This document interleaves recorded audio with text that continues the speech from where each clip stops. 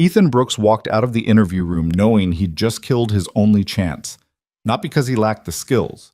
The hiring panel had been impressed until they learned the truth. A janitor applying for a desk job. No degree, no pedigree. Just a widowed father desperate enough to believe competence might matter more than appearances. When the tone shifted from interested to dismissive, he could have pleaded, could have explained the medical bills, the overnight shifts, the years of invisible excellence. Instead, he stood, thanked them for their time, and chose dignity over desperation. Behind him, a billionaire CEO was watching everything. If you're watching from anywhere in the world, drop your city in the comments and hit that like button so I can see how far Ethan's story travels. Now, let's begin where most stories would end, with a man walking away from his last hope. The fluorescent lights hummed overhead with that particular frequency Ethan Brooks had learned to tune out years ago. They were the same lights that had illuminated countless midnight shifts, the same lights that had witnessed him push a mop cart past empty conference rooms where decisions about futures were made by people who never saw him coming or going. But now, sitting in one of those conference rooms for the first time during daylight hours, those lights felt different, accusatory, almost, as if they knew he didn't belong here on this side of visibility. The interview had started well, too well, perhaps. That should have been his first warning. Your experience with facility management is quite extensive, the woman across the table had said, her eyes scanning the resume that Ethan had spent 3 evenings perfecting at the public library. Her name was Patricia Hemsworth, and her title, Senior Director of Human Capital, was the kind of phrase that made simple things sound important. Beside her sat 2 other members of the hiring panel, their expressions professionally neutral, their hands folded over leather portfolios that probably cost more than Ethan's monthly rent. "Thank you," Ethan had replied, keeping his voice steady, professional. He'd practiced this. In the bathroom mirror after his son fell asleep, he'd rehearsed responses until they sounded natural instead of desperate. "I've been with Donovan Industries for 6 years. In that time, I've managed emergency situations, coordinated with multiple departments, and maintained consistent performance standards even during high-pressure periods." All true. Every word of it. He just left out the part about doing all of that with a mop in his hand and a name tag no one ever read. Patricia had smiled then, the kind of smile that temporarily convinced you that the world might actually reward hard work. That's exactly the kind of reliability we need for our front desk operations. The position requires someone who can handle unexpected situations with composure, someone who understands the flow of this building. "I understand it very well," Ethan had said, and the understatement had almost made him laugh. He knew every floor, every corner, every room where executives held meetings at 2 in the morning because a crisis in Tokyo didn't care about New York business hours. He knew which floors had temperamental heating systems, which bathrooms needed the special plunger, which conference rooms were used for celebrations and which were used for terminations. He knew this building the way a ship captain knows every deck and bulkhead. The man to Patricia's left, Gerald something, his name tag had read, had leaned forward with interest. 6 years is considerable tenure. What prompted you to pursue this position now? This was the moment Ethan had worried about. The moment where the truth became complicated. He'd chosen honesty anyway, because lies had a way of becoming traps, and he'd spent enough of his life feeling trapped. "My current position doesn't offer the benefits package I need," he'd said carefully. "I have a 7-year-old son with a chronic health condition. The medical coverage for this role would allow me to provide him with the care he deserves, and the schedule—" He'd paused, weighing his words.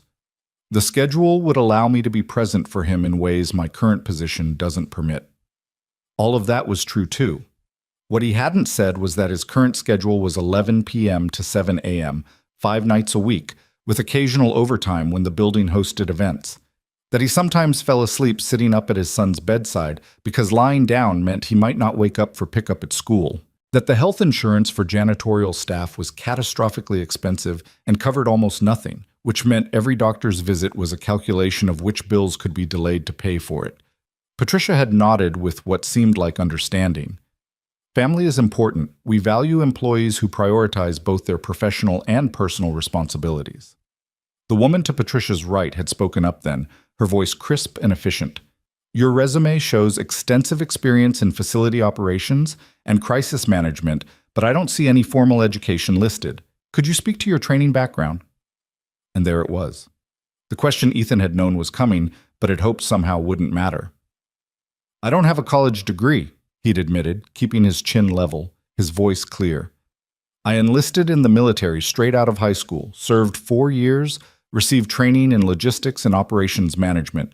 After my discharge, I worked in private security for 2 years before joining Donovan Industries. He'd watched their faces as he spoke, watched the subtle shift in their expressions, the micro adjustments in posture that people make when they've already started categorizing you differently than they had a moment before. I see, Patricia had said, and those 2 words contained volumes. And your current role at Donovan Industries, could you elaborate on your specific responsibilities? This was it, the moment of truth that would become the moment of ending. I'm a facilities maintenance technician, Ethan had said, using the official job title that sounded better than what everyone actually called it. Night shift operations. The silence that followed was the kind that fills a room like water fills a sinking ship. A janitor, Gerald had said finally, not quite making it a question. Facilities maintenance technician, Ethan had corrected quietly, but they all knew it didn't matter what words you wrapped around it. A janitor was a janitor, and janitors didn't become front desk staff at billion-dollar corporations, no matter how well they understood the flow of the building. Patricia had recovered her professional composure quickly. Mr. Brooks, we appreciate your interest in advancing within Donovan Industries. That kind of ambition is admirable. However, the front desk position is a public-facing role that requires... She'd paused, searching for the phrase that would sound reasonable instead of discriminatory. A certain presentation. Our clients and partners expect to be greeted by someone who reflects the company's professional image. I understand professional presentation, Ethan had said, keeping his voice level, even as something hot and angry coiled in his chest. I wear a uniform to work every day. I maintain grooming standards. I interact professionally with every person I encounter, regardless of their position. Of course, Patricia had said quickly. We're not questioning your professionalism. It's simply that this particular role requires a background more traditionally aligned with client services. Perhaps if you pursued some additional education, earned a degree in business administration or hospitality management, you could reapply in the future. Go to school. Take on student debt you can barely afford when you're already drowning in medical bills. Spend years studying things you already know how to do. Prove you deserve a chance to do a job you could start tomorrow. Maybe then we'll consider seeing you as a person instead of a problem. Ethan had felt the familiar weight of invisibility settling back over his shoulders like a cloak. He'd been foolish to think it might have lifted. 6 years of arriving after everyone left, leaving before anyone arrived. 6 years of being the person who made everything clean and functional without anyone noticing it was being done by a person at all. 6 years of watching people walk past him as if he were part of the furniture, or worse, as if he were a problem to be ignored. He'd thought about his son, about Marcus, with his bright eyes and his wheeze that got worse when the weather changed, and the inhaler that cost $90 even with the discount program from the pharmacy. About the hospital bills that arrived like clockwork, their red past due stamps, a constant reminder that he was failing at the most basic requirement of parenthood, keeping your child healthy. He'd thought about the nights he'd spent in this building, maintaining order in spaces where people made decisions about millions of dollars. About the time he'd found a senior VP passed out in a bathroom and had stayed with him, called for help, waited until the ambulance came even though it meant he'd be late finishing his rounds. About the time he'd noticed smoke coming from a storage room and had handled it calmly, efficiently, preventing what could have been a catastrophic fire. About the countless small moments where his competence, his calm under pressure, his attention to detail had kept this building running smoothly. None of that mattered. Not to these people sitting across from him with their leather portfolios and their polite phrases that meant, "You're not what we want to see when we walk through the door." Gerald had cleared his throat. We do appreciate your 6 years of service to Donovan Industries. Your work hasn't gone unnoticed. That was a lie. His work had absolutely gone unnoticed. That was the entire problem. Is there anything else you'd like to add? Patricia had asked, in the tone of someone who was already moving on to the next item on their agenda. Ethan had looked at each of them in turn, had seen the decision already made, the door already closed. He could have pleaded, Could have laid out the details of his life in terms designed to create sympathy. Could have explained that this wasn't about ambition or advancement. It was about survival, about insurance that might actually help his son breathe easier, about a schedule that meant he could be at school events and doctor's appointments, about finally, after 6 years, being seen as something more than a shadow that cleaned up after people who mattered. But he was tired. Tired of being invisible. Tired of the calculation that said his years of reliable service meant less than a piece of paper from a college he'd never been able to afford. Tired of the subtle message that some work made you a person worth seeing and some work made you a problem to be politely dismissed. And more than tired, he was done accepting that message. "No," Ethan had said, standing up slowly, gathering his dignity around him like armor. "I think you've made your position clear. Thank you for your time." Patricia had looked slightly taken aback, as if she'd expected him to push harder, as if people in his position were supposed to be grateful just for the opportunity to be rejected in a conference room. "We'll be making our decision by the end of the week. We have several other candidates to consider." "I understand," Ethan had said. "I hope you find someone who fits your image requirements." There had been a moment where Patricia's professional mask had slipped, where she'd looked almost uncomfortable. Good, Ethan had thought. Let her feel a fraction of what I'm feeling. He'd walked to the door with his spine straight and his head up, refusing to let them see him break. Had thanked them again because his mother had raised him with manners, even if the world hadn't raised him with fairness. Had closed the door behind him with a gentle click that felt like the sound of every door that had ever closed in his face. The hallway outside was bright and clean, its floors polished to a mirror shine. Ethan knew exactly which cleaning solution created that particular gleam, knew the specific technique required to achieve it. He'd trained 3 different people on how to maintain these floors properly. None of the people walking past him now knew that. To them, he was just another man in a tie that didn't fit quite right, probably heading to a job he was barely qualified for. Ethan made his way to the elevator, pushed the button for the ground floor. As the elevator descended, he watched the numbers light up and fade, counting down from 20 to 1, and thought about how easily years of work could be reduced to a number that decreased until it disappeared entirely. The lobby was busy with the afternoon rush of people leaving early, heading to meetings at other buildings, conducting business that required them to be visible and valued. Ethan wove through them carefully, an invisible current moving against the flow. He was halfway to the exit when he heard his name. "Mr. Brooks." The voice was clear and commanding, cutting through the ambient noise of the lobby like a bell. Ethan turned, confused, and saw Patricia hurrying after him, her professional composure slightly disrupted by the physical exertion of moving quickly in heels. "Yes?" Ethan said, allowing himself a small, bitter hope that perhaps she'd reconsidered, that perhaps someone had reminded her that competence wasn't measured in degrees or appearances. Patricia reached him, slightly breathless. "I wanted to catch you before you left. About the position." She paused, and Ethan watched her recalibrate her words. "I wanted to thank you for your understanding. I know these situations can be disappointing, but I think you'll find that with some additional education, doors will open for you. You're clearly hardworking. That's valuable. Hardworking. The consolation prize of people who had no intention of actually rewarding the work." "Thank you," Ethan said flatly. "I'll keep that in mind." "I do mean it," Patricia said, and she sounded sincere. That was somehow worse. "You've been a reliable employee. That counts for something." But not enough, Ethan thought. Never enough. "I appreciate that," he said, because what else could he say? That her appreciation was worthless without action? That reliable was just another word for useful enough to keep around but not valuable enough to promote? He turned back toward the exit, ready to push through the glass doors and out into the afternoon air, where he could finally stop holding himself together. Ethan Brooks. This voice was different, sharper, carrying an authority that made people in the lobby turn to look, without even realizing they were doing it. Ethan froze. He knew that voice, had heard it occasionally echo through the building during late-night emergency meetings, calm and decisive even at 3 a.m. Had heard it once directly when she'd walked past him in the hallway and said, "Thank you for keeping this place running," in a tone that suggested she actually meant it. He turned slowly, almost afraid to confirm what he already knew.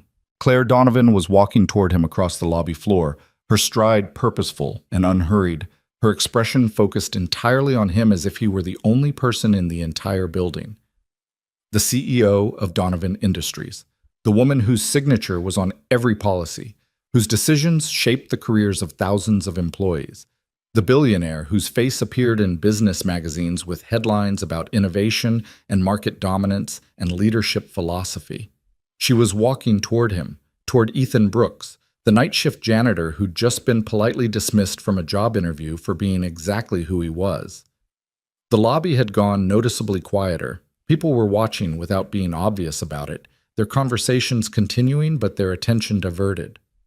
This was the kind of moment that became office gossip, the kind of scene that people described later with the phrase, "You won't believe what I saw." Patricia had gone pale. "Miss Donovan," she said, her voice carrying a mix of surprise and apprehension. "I wasn't aware you were in the building?" Claire finished, her eyes not leaving Ethan's face. "I'm often in the building, Patricia. I find it's useful to know what's actually happening in my company." She stopped a few feet from Ethan, and he found himself meeting her gaze directly. She was younger than he'd thought, probably early 40s, with sharp features and eyes that seemed to process information faster than most people could deliver it. She was wearing what he'd learned to recognize as an expensive suit, the kind where the quality was in the details invisible to anyone who couldn't afford to care about such things. "Mr. Brooks," Claire said, and her voice was level, professional, but carrying an undercurrent of something Ethan couldn't quite identify. "I owe you an apology." Ethan blinked. "I'm sorry?" "An apology," Claire repeated, "for what just happened in that interview room, for the fact that it took me walking past to realize what was occurring, for the reality that you've worked in this building for 6 years and I never ensured you were being seen properly." Patricia looked like she wanted to disappear into the polished floor. "Ms. Donovan, I'm not sure I understand." "Don't you?" Claire's attention shifted to Patricia, and Ethan watched the temperature in the immediate vicinity drop several degrees. "You just conducted an interview where you told a highly qualified internal candidate that he didn't fit our professional image, where you suggested he pursue years of additional education before we might consider him worthy of answering phones and greeting clients. Would you like to explain to me what part of that reflects Donovan Industries' stated values of promoting from within and recognizing merit over credentials?" "With respect, Ms. Donovan," Patricia said carefully, "the front desk position requires specific qualifications. Mr. Brooks lacks the educational background and the client services experience." "Mr. Brooks," Claire interrupted, "prevented a potential lawsuit and probably saved a man's life approximately 18 months ago. Do you remember that incident, Patricia?" Patricia looked blank. "I'm not sure." "Of course you don't remember it," Claire said. "It happened at 2:30 in the morning. David Chen, one of our key partners from the Singapore office, had a severe allergic reaction during late-night contract negotiations. Mr. Brooks found him, recognized the symptoms, administered his EpiPen, and stayed with him until the paramedics arrived. He did this calmly, efficiently, and without making a single mistake. David Chen has specifically mentioned that incident 3 times in my presence, praising the professionalism and composure of our staff." Ethan felt heat rising in his face. He'd almost forgotten about that night. It had just been part of the job. Someone needed help. He provided it. He hadn't expected anyone to remember, certainly hadn't expected anyone to care. "I didn't realize," Patricia began. "You didn't realize because you never asked," Claire said bluntly. "You looked at a resume that said facilities maintenance and made assumptions. You saw someone who cleans this building and decided he couldn't possibly have the skills to represent it." The position requirements. Gerald had appeared, drawn by the commotion, and was attempting to defend the decision. "The position requirements," Claire cut him off, "are written by people who value appearances over ability.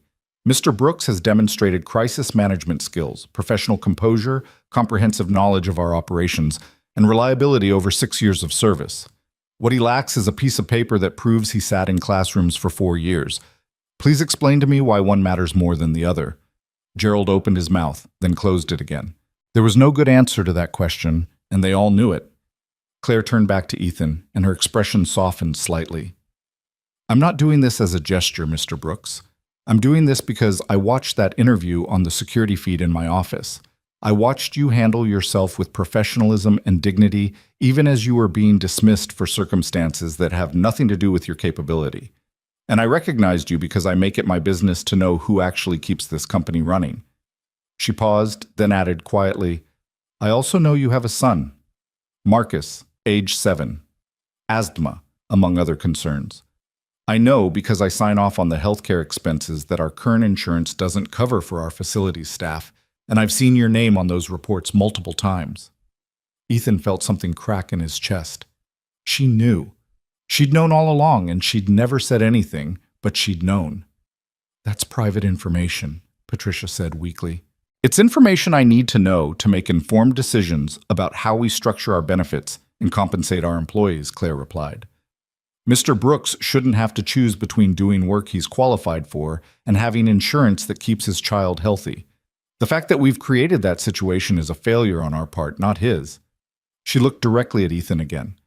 "I'm not going to offer you that front desk position." Ethan's brief hope collapsed.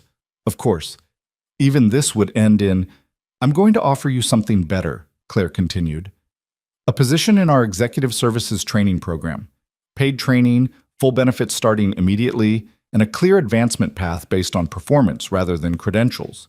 You'll rotate through different departments, learn the systems properly, and prove what you're capable of. At the end of 6 months, if you meet the performance standards, you'll be placed in a position that actually uses your skills." She tilted her head slightly. "It won't be easy. The other people in the program will have degrees and connections and advantages you don't. You'll have to work harder to prove yourself, but you'll be given an actual chance, not a polite dismissal dressed up as advice." Ethan stared at her. "Why?" The word came out rougher than he'd intended. "Why now? Why me?" "Because 18 months ago, you saved a man's life and went back to mopping floors without expecting anything," Claire said simply. "Because every report I've ever seen about facilities operations mentions your reliability and professionalism. Because I've made a career out of identifying talent that other people overlook, and I'm tired of watching my own company waste it. And because—" She paused, something crossing her face that looked almost like old anger. "Because I started in this company 20 years ago as an assistant to an assistant, and I had to fight 3 times as hard to get half the recognition given to people with the right last names and the right degrees. I know exactly what it's like to be qualified and invisible. I won't perpetuate that system if I have the power to change it." The lobby had gone completely silent now. This wasn't just office gossip anymore. This was a story that would be repeated and embellished and turned into company legend. Ethan looked at Patricia, whose face was a study in professional panic, looked at Gerald, who was trying to blend into the background, looked back at Claire Donovan, who was offering him something he'd stopped believing existed, a genuine chance. "I can't afford to fail," he said quietly. "My son depends on me. If I take this and can't make it work—" "Then you'll still have your current position," Claire said. "I'm not asking you to risk your job. I'm asking you to risk being seen. That's a different calculation." Risk being seen. After 6 years of being invisible, of accepting it as the cost of survival, she was asking him to step into light that could reveal all his inadequacies, to be measured not just on whether he could do the work, but on whether he could prove he deserved to do it. Ethan thought about Marcus wheezing in his sleep, the inhaler on the nightstand a constant reminder of vulnerability. Thought about the bills that he juggled like a circus performer, always one unexpected expense away from collapse. Thought about the question his son had asked last week with heartbreaking simplicity. "Dad, why don't you work during the day like other parents?" He thought about walking out of this building, going home to his apartment, explaining to his son that he'd tried and it hadn't worked, and watching that small face try to hide disappointment. And then he thought about what it would mean to try again. To step forward into uncertainty with the fragile hope that this time competence might actually be recognized, that this time the door might actually stay open. "When would I start?" Ethan asked. Claire smiled, and it transformed her face from intimidating to almost warm. "Monday, report to Human Resources at 8 a.m. Patricia will ensure all the paperwork is expedited." She glanced at Patricia with an expression that made it clear this wasn't a suggestion. "Won't you, Patricia?" "Of course, Ms. Donovan," Patricia said, her voice carefully neutral. I'll handle it personally. Good, Claire said. She extended her hand to Ethan. Welcome to Executive Services, Mr. Brooks. Don't make me regret believing you can handle this. Ethan shook her hand, feeling the firm grip, the calluses that suggested she'd done her share of hard work despite the executive title. I won't, he said, and meant it with every atom of his being. I know, Claire replied.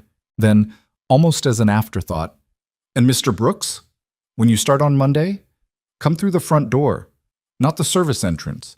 You work here. Act like it. She walked away, her stride returning to its purposeful pace, conversations resuming around her like water flowing around a stone.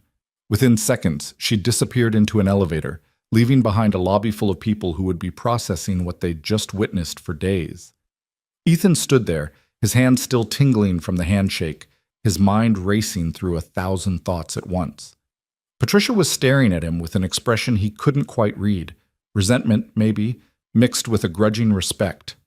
Gerald had already vanished, probably to begin whatever damage control he thought was necessary.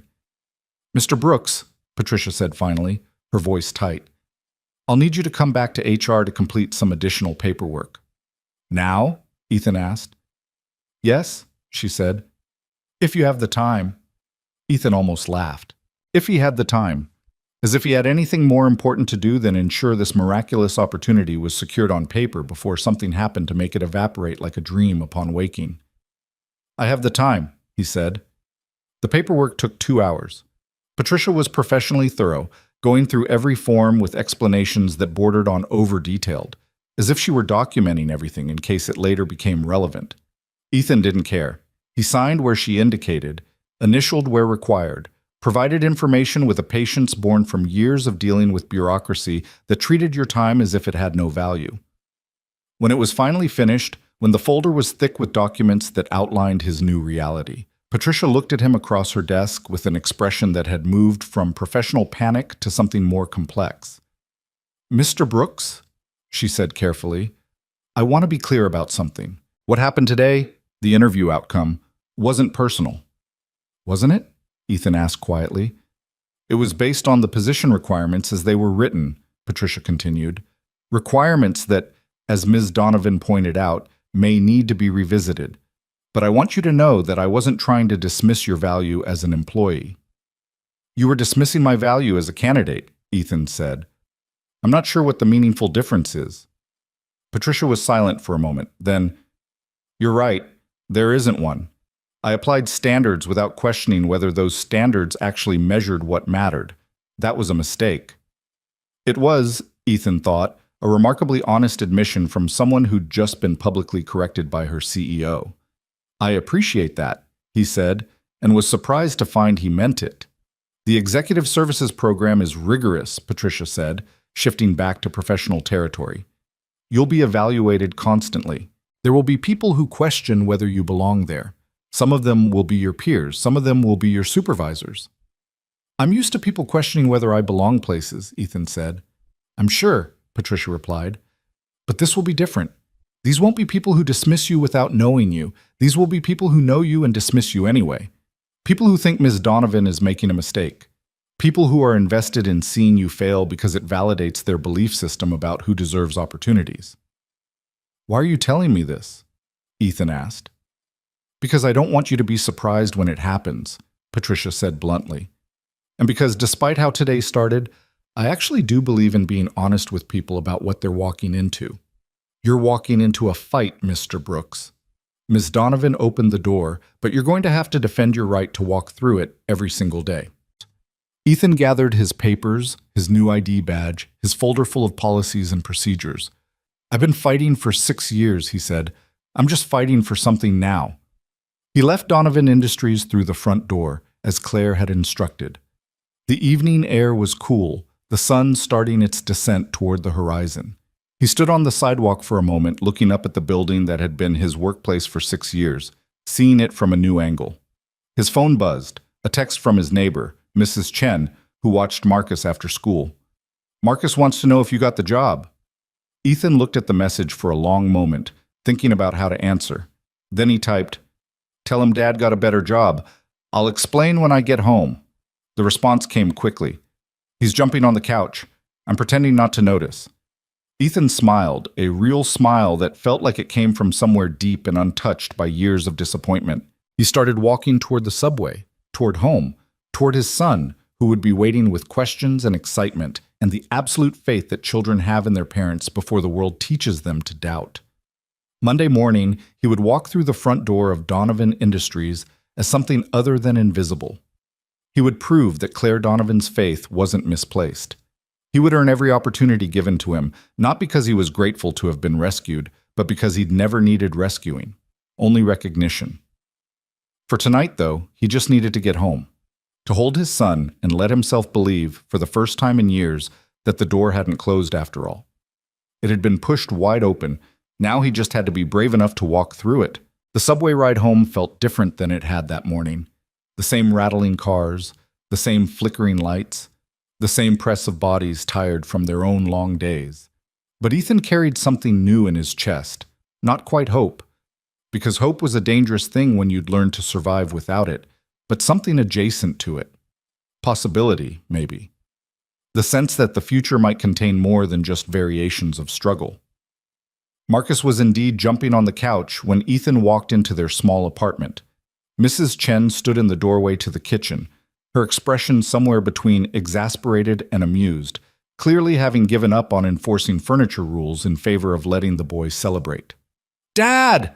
Marcus launched himself off the couch with the fearless trajectory of children who haven't yet learned that bodies can betray you. Ethan caught him automatically, swinging him up despite the weight that seemed to increase every week, despite the long day pressing down on his shoulders. "Hey, buddy," Ethan said, holding his son close and breathing in the scent of school and playground and the strawberry shampoo Mrs. Chen insisted on using. "I hear you've been using the furniture as a trampoline." "Mrs. Chen said you got a better job," Marcus said, pulling back to look at his father with eyes that were so much like his mother's that it sometimes hurt to meet them directly. "What does better mean? Is it more money? Can we get a dog?" Ethan laughed, the sound surprising him with its ease. "Maybe eventually. The better part means I'll be working during the day now. Regular hours. I'll be home at night." Marcus's face transformed with understanding. At 7, he was still young enough to prioritize his father's presence over almost anything else, but old enough to have noticed the absence. "Every night?" "Most nights," Ethan amended, because he'd learned not to make promises he couldn't guarantee. "And I'll have weekends sometimes. We could actually go to the park on Saturday mornings like other families." "Can we go this Saturday?" Marcus asked immediately. "Not this Saturday," Ethan said gently. "I start the new job on Monday and I need to prepare. But soon. I promise." Mrs. Chen cleared her throat diplomatically. "I'll leave you two to celebrate. Marcus had his dinner already, chicken and rice. There's extra in the kitchen if you're hungry." "Thank you," Ethan said, meaning it for so much more than just the meal. Mrs. Chen had been watching Marcus after school for 3 years now, charging rates that were far below market value because, as she'd said once, "You're a good father trying hard. That deserves support." He made a mental note to give her a proper bonus once his first paycheck from the new position came through. After she left, Marcus dragged Ethan to the couch. The same couch he'd been jumping on, now pressed into service as a conference location. "Tell me everything," Marcus demanded with the imperial authority of a 7-year-old who'd been waiting hours for information. So Ethan told him. Not the whole truth. Marcus didn't need to know about the humiliation of the interview, the particular flavor of being dismissed for not fitting someone's image. But he told him about Claire Donovan, about the training program, about the chance to prove himself. "She's the boss of the whole building?" Marcus asked, eyes wide. "The boss of the whole company," Ethan corrected. "Thousands of employees. And she remembered that I helped someone once, and she decided that mattered." "You help people all the time," Marcus said, as if this were obvious fact. "You help Mr. Peterson fix his door, and you help Mrs. Chen carry her groceries when her back hurt, and you help me with my breathing when it gets bad." Ethan felt his throat tighten. "That's different, buddy. That's just being a decent person." "Maybe she thinks being a decent person matters," Marcus said with the simple logic that children apply to complex situations, accidentally cutting straight to the truth. That night, after Marcus fell asleep clutching the inhaler that never left his bedside, Ethan sat at their small kitchen table with his laptop and the folder of paperwork from Patricia. The Executive Services Training Program, according to the documentation, was a 6-month intensive designed to prepare high-potential employees for management track positions. High potential. The phrase felt foreign applied to himself. The schedule was demanding, 8 a.m. to 6 p.m. Monday through Friday, with occasional evening or weekend sessions.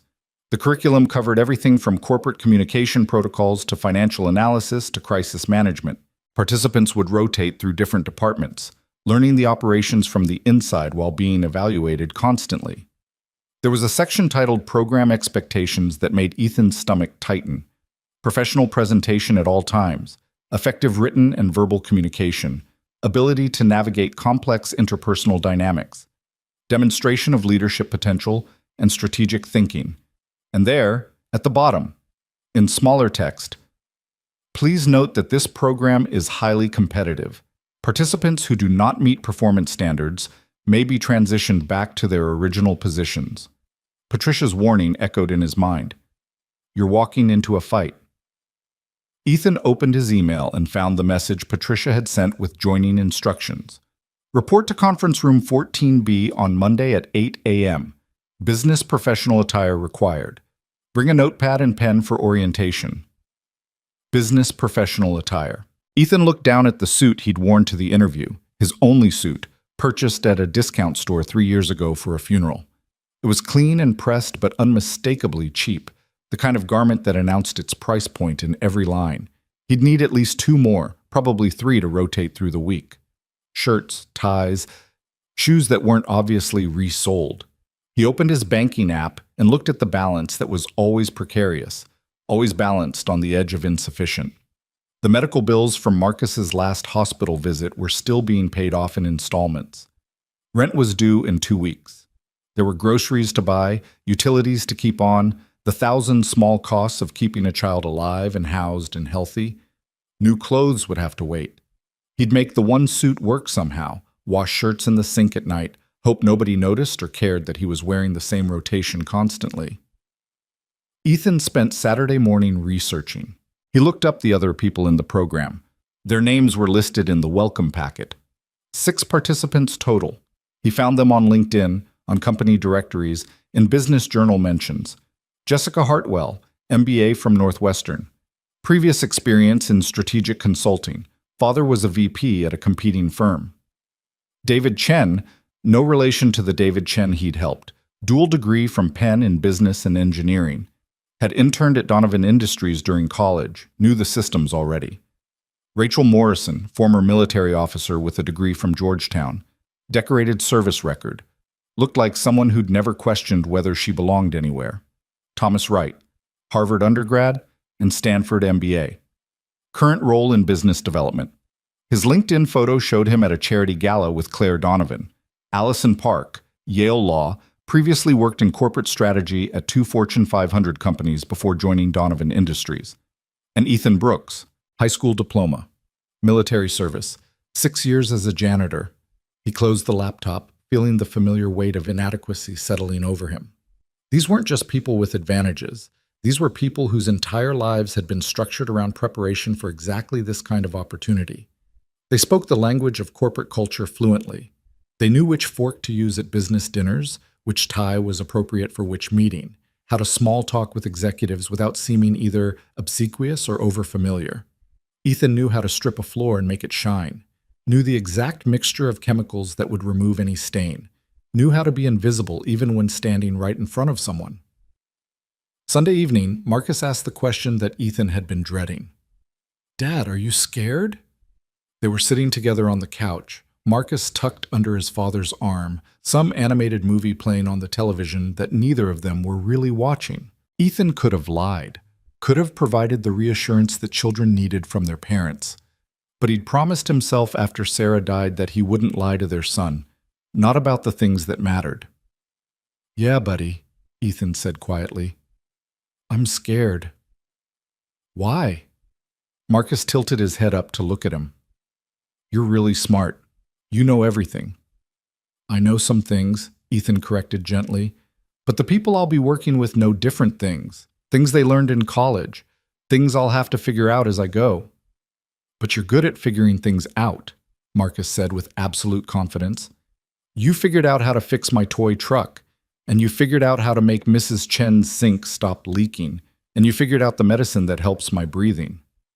That's different from knowing how to do business things, Ethan tried to explain. Why? Marcus asked with the persistent logic of children who haven't yet learned that some questions don't have good answers. Figuring things out is figuring things out. Ethan didn't have a response to that. He held his son closer and wondered if faith was something that could be borrowed, if Marcus's certainty could somehow become his own. Monday morning arrived with mechanical inevitability. Ethan woke at 5:30 out of habit, his body still programmed for night shifts, even though those were behind him now. He showered carefully, shaved twice to make sure there was no shadow of stubble, dressed in his one suit with meticulous attention to every detail. The tie took 3 attempts to get the knot right and symmetrical.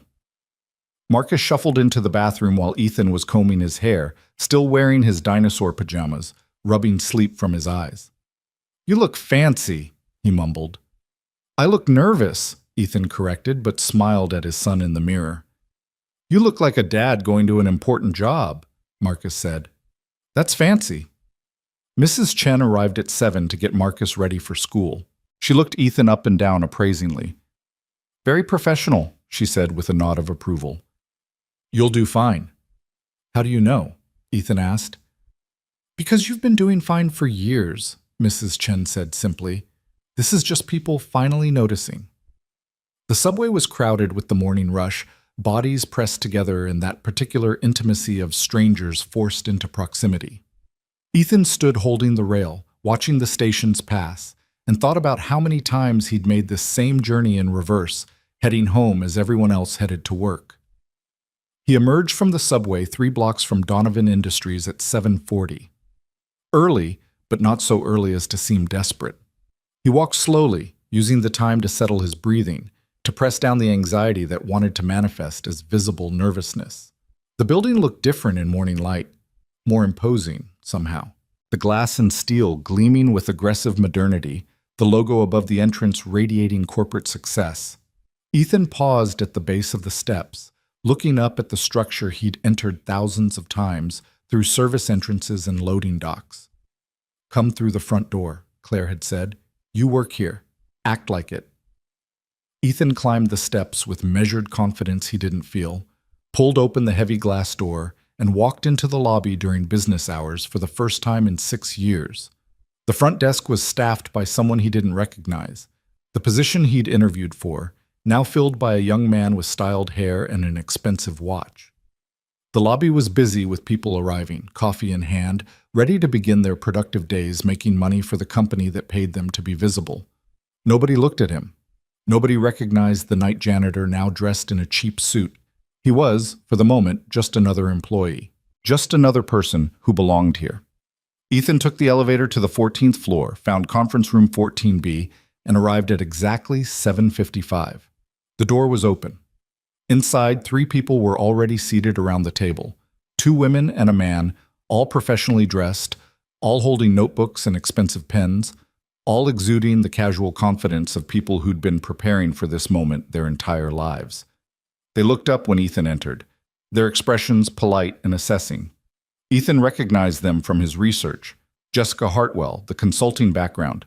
Rachel Morrison, the military officer. Thomas Wright, the Harvard MBA.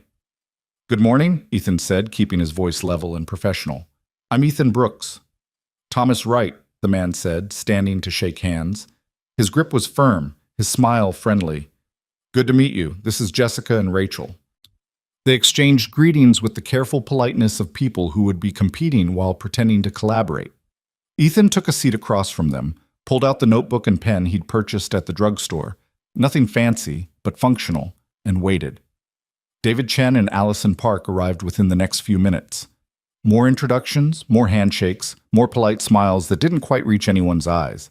They were all evaluating each other, Ethan realized, trying to assess the competition, to identify weaknesses, to calculate their own standing in this new hierarchy.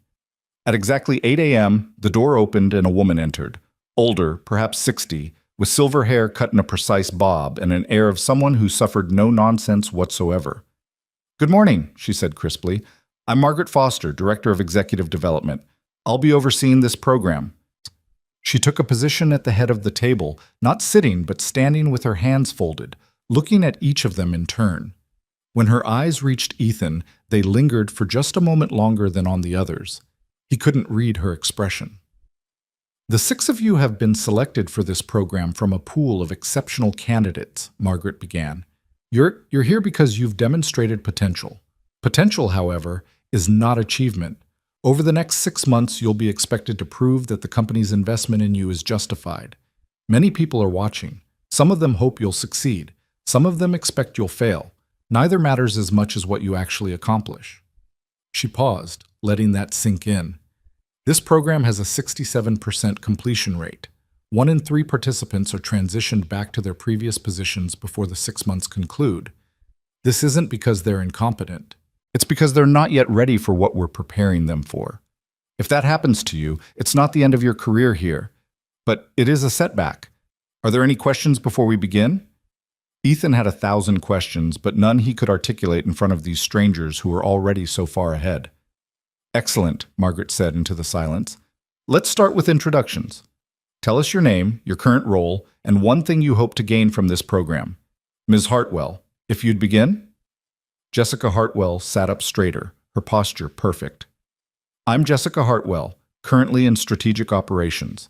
I have an MBA from Northwestern and 3 years of consulting experience prior to joining Donovan. I'm hoping to develop my understanding of how strategy translates into execution across different departments." Polished, professional. The answer of someone who'd been media trained or had simply absorbed how to speak in corporate environments. Rachel Morrison went next. Rachel Morrison, currently in security operations. Former Army officer, served 2 tours overseas. "I'm here to translate my leadership experience into the corporate environment and understand how to scale operational discipline." Strong, direct, the kind of person who knew how to command and expected to be heard. They went around the table. David Chen talking about integrating his technical background with business acumen. Allison Park discussing her transition from law to strategy. Thomas Wright mentioning his family's history with the company and wanting to prove himself on his own merit. And then it was Ethan's turn. 6 pairs of eyes turned to him. Margaret Foster's expression remained neutral, but he sensed something evaluative in her attention. "I'm Ethan Brooks," he said, keeping his voice steady. "I've been with Donovan Industries for 6 years in facilities maintenance, night shift operations. I'm here because I want to demonstrate that competence isn't limited to people with traditional backgrounds, and because I have a son who deserves to see his father work during the day." The silence that followed was heavy with surprise. He watched their faces process the information. Facilities maintenance, night shift. The translation didn't require explanation. They all knew what he was really saying. "I'm the janitor. I'm the person you wouldn't have noticed. I'm the one who doesn't belong here."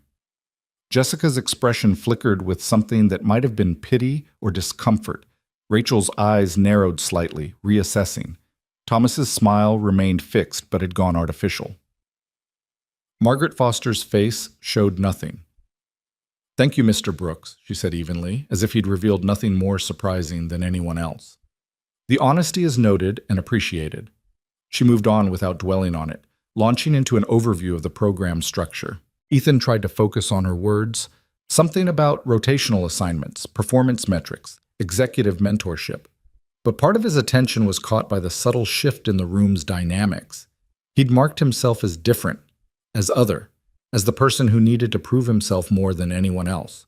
The morning session covered program logistics and expectations. Margaret distributed thick binders containing schedules, reading materials, company policies, and departmental overviews. She explained that they'd spend the first 2 weeks in intensive orientation, learning everything from corporate communication protocols to financial analysis basics. Then they'd begin their rotational assignments, 2 months in each department with weekly evaluations. "You'll also be assigned executive mentors," Margaret said. "These are senior leaders who volunteered to provide guidance. Your mentor assignments will be given out next week. Use them wisely. They're busy people donating their time because they believe in developing talent." After Margaret left for lunch break, the 6 of them remained in the conference room with boxed meals that had been delivered. For several minutes, no one spoke. Everyone focused on their food with the intensity of people avoiding conversation. Finally, Thomas broke the silence. So, Ethan, that's quite a jump from night shift maintenance to executive services. How'd you manage to get into the program? The question was casual, but Ethan heard the subtext. How did you, of all people, end up here with us? I applied for a front desk position, Ethan said evenly. The interview didn't go well. The CEO happened to witness it and made a different offer. Claire Donovan personally recruited you? Jessica asked, her surprise evident. Claire Donovan personally corrected a hiring decision she felt was based on the wrong criteria, Ethan replied. Then she offered me a chance to prove I could handle more than answering phones. That's unusual, Allison said carefully. Ms. Donovan doesn't typically intervene in hiring decisions at that level. I gathered that, Ethan said. Do you know why she did? Rachel asked, her military directness cutting through the careful corporate language everyone else was using. Because I helped someone once, Ethan said, and because she believes in recognizing competence over credentials. Must be nice, Thomas said, and there was an edge to his voice now, the friendly surface cracking slightly. Having the CEO as a personal advocate. I don't have the CEO as an advocate, Ethan said, meeting his eyes directly. I have the CEO's attention, which means I'll be watched more closely than any of you. If I fail, it doesn't just reflect on me, it reflects on her judgment. That's not an advantage, that's additional pressure. The truth of that settled over the conversation. Whatever assumptions they'd been making were being recalculated. Well, David said into the resulting silence, I guess we're all here for our own reasons. Might as well try to help each other succeed, right? It was a diplomatic offering, a suggestion that they could be collaborative rather than competitive. Several people nodded, but Ethan noticed that Thomas's expression remained skeptical, that Jessica was watching him with careful assessment, that even Rachel's friendly demeanor had gained a layer of professional distance. They weren't enemies, but they weren't allies either. They were competitors pretending at cooperation, all of them aware that only some of them would make it through successfully. The afternoon session was led by someone from corporate communications, teaching them the basics of business writing and presentation. Ethan took notes carefully, paying attention to things that others seemed to already know. How to structure an executive email, what information to put in the subject line, how to format a proposal. He'd sent plenty of emails over the years, but they'd been simple things. Maintenance requests, incident reports, nothing that required this level of polish and protocol. When the session ended at 6 p.m., Ethan's hand was cramped from writing and his head was full of information that hadn't yet organized itself into useful knowledge. The others gathered their materials with practiced efficiency, making plans to grab drinks or dinner, continuing their networking. Ethan, you joining us? David asked, friendly enough. Can't, Ethan said. I need to get home to my son. Right, you mentioned him, David said. How old? 7, Ethan replied, already packing his bag. I've been working nights for most of his life. Being home in the evenings is still new for both of us.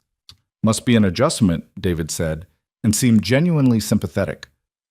Well, another time maybe. Ethan left them in the lobby, stepped out into the evening air, and felt the day crash over him like a wave. He'd survived. First day completed, no catastrophic failures, but he'd also felt with absolute clarity the enormous gap between himself and the others. They moved through this world naturally, speaking its language fluently, understanding its unwritten rules. He was translating everything, running every interaction through a filter of, is this right? Is this how it's done? Am I revealing my inadequacy? The subway ride home was crowded with the evening rush. Ethan stood pressed between strangers, holding his bag against his chest, and wondered how many days like this he could endure. How many times he could walk into a room and feel immediately that he didn't belong. How many subtle reminders that he was the charity case, the unusual choice, the one everyone was watching to see if he'd prove their skepticism right. Marcus was waiting at the door when Ethan arrived, practically vibrating with curiosity. How was it? Did you do important things? Did you meet the boss lady again? It was long, Ethan said, dropping his bag and pulling his son into a hug. And yes, I did important things. I learned a lot. Was it good learning or hard learning? Marcus asked, because at 7 he already understood that those weren't always the same thing. Both, Ethan admitted, good and hard at the same time. Like when I learned to ride my bike, Marcus said sagely. It was hard, but then it got good. Exactly like that, Ethan agreed, hoping it was true. That night, after Marcus fell asleep, Ethan sat at the kitchen table with his laptop and the binder Margaret had given them. He started reading through the materials, making notes, trying to absorb information that would help him not just survive, but actually succeed. There was a section on corporate structure, explaining the hierarchy of roles and responsibilities. A section on financial literacy, covering basics that apparently everyone was expected to understand. A section on professional development, outlining the skills that marked someone as ready for advancement. And there, buried in the middle, was a section on networking. Building professional relationships, the header read. Effective networking is essential for career advancement. Successful executives understand how to develop and maintain connections across departments and levels.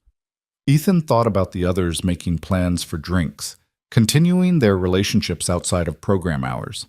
Thought about Thomas with his family connections, Jessica with her consulting background, all of them moving in circles he'd never been part of and didn't know how to enter. He closed the binder and stared at the wall of their small kitchen, at the calendar where he'd marked Marcus's doctor's appointments and school events, at the photograph of Sarah that he kept meaning to move somewhere less visible but never could. I don't know if I can do this, he said quietly to the empty room, to his late wife's photograph, to the universe that seemed determined to test him. But Marcus was asleep down the hall, breathing steadily with the help of medication that Ethan could finally afford. And somewhere across the city, Claire Donovan had put her reputation on the line, believing he was capable of more than invisibility. So he opened the binder again, returned to the section on financial literacy, and began reading, because the alternative was giving up. And giving up meant proving right everyone who'd ever dismissed him. And Ethan Brooks had walked away from that interview with his dignity intact. He'd be damned if he'd lose it now just because the challenge had grown harder. The reading stretched past midnight, and when Ethan finally closed his laptop, his eyes burned with exhaustion, and his brain felt overstuffed with information that hadn't yet settled into understanding. But he'd made it through the financial literacy section, had taken notes on terms like EBITDA and capital expenditure and return on investment, had tried to connect abstract concepts to the concrete reality of keeping a building functional and a child healthy.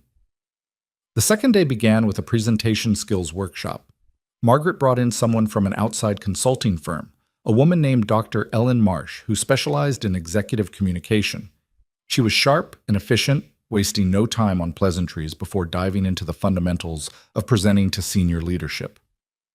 You have 30 seconds to establish credibility, Dr. Marsh said, clicking through slides that demonstrated the difference between effective and ineffective openings. Most of you will get less. The executives you'll be presenting to are busy, distracted, and already forming opinions before you speak your first word. Your job is to make them believe you're worth listening to. She pulled up a video of a presentation, paused it at the opening. Watch the body language. Notice the confident stance, the direct eye contact, the deliberate pace of speech. These aren't accidents. They're choices that signal competence. Ethan watched the video, seeing details he'd never consciously noticed before. The way the presenter's hands moved with purpose rather than nervousness. The pauses that created emphasis. The subtle shift in tone that indicated moving between topics. It was like learning that conversation had grammar, that communication followed rules he'd been breaking without knowing they existed. Now, Dr. Marsh said, each of you will give a 2-minute presentation introducing yourself and your professional goals. Consider this practice for the real presentations you'll be giving throughout this program. The familiar anxiety tightened Ethan's chest. Public speaking was different from the kind of communication he'd been doing for years.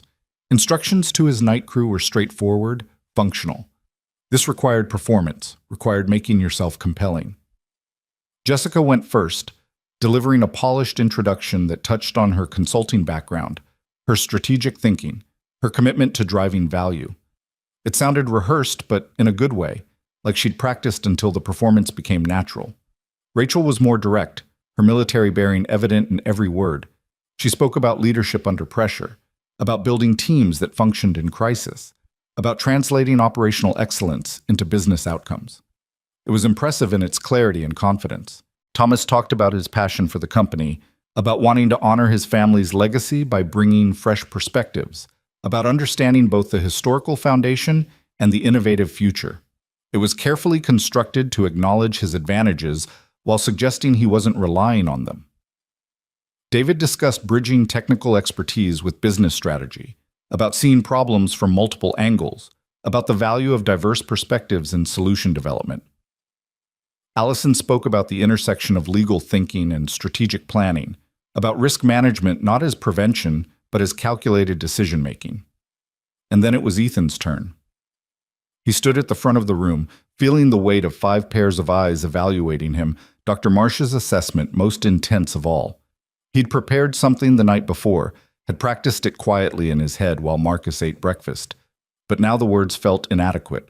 "I'm Ethan Brooks," he began, keeping his voice steady. "For 6 years, I've worked in facilities maintenance at Donovan Industries.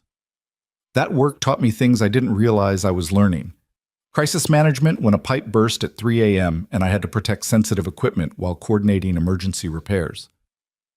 Operations oversight when I trained new crew members on safety protocols and efficiency standards. Attention to detail because in my role, the things you miss become problems for everyone else." He paused, meeting each person's eyes briefly. "I'm here because I want to prove that competence isn't defined by where you started, but by what you do with the opportunities you're given. My professional goal is to demonstrate that the skills I developed in an unconventional path have value in conventional spaces. And my personal goal is to build a career that allows me to provide stability for my son while showing him that determination matters more than circumstance." The silence when he finished felt different than after the others. Less polished, perhaps. More raw. He couldn't tell if that was good or bad. Dr. Marsh studied him for a long moment.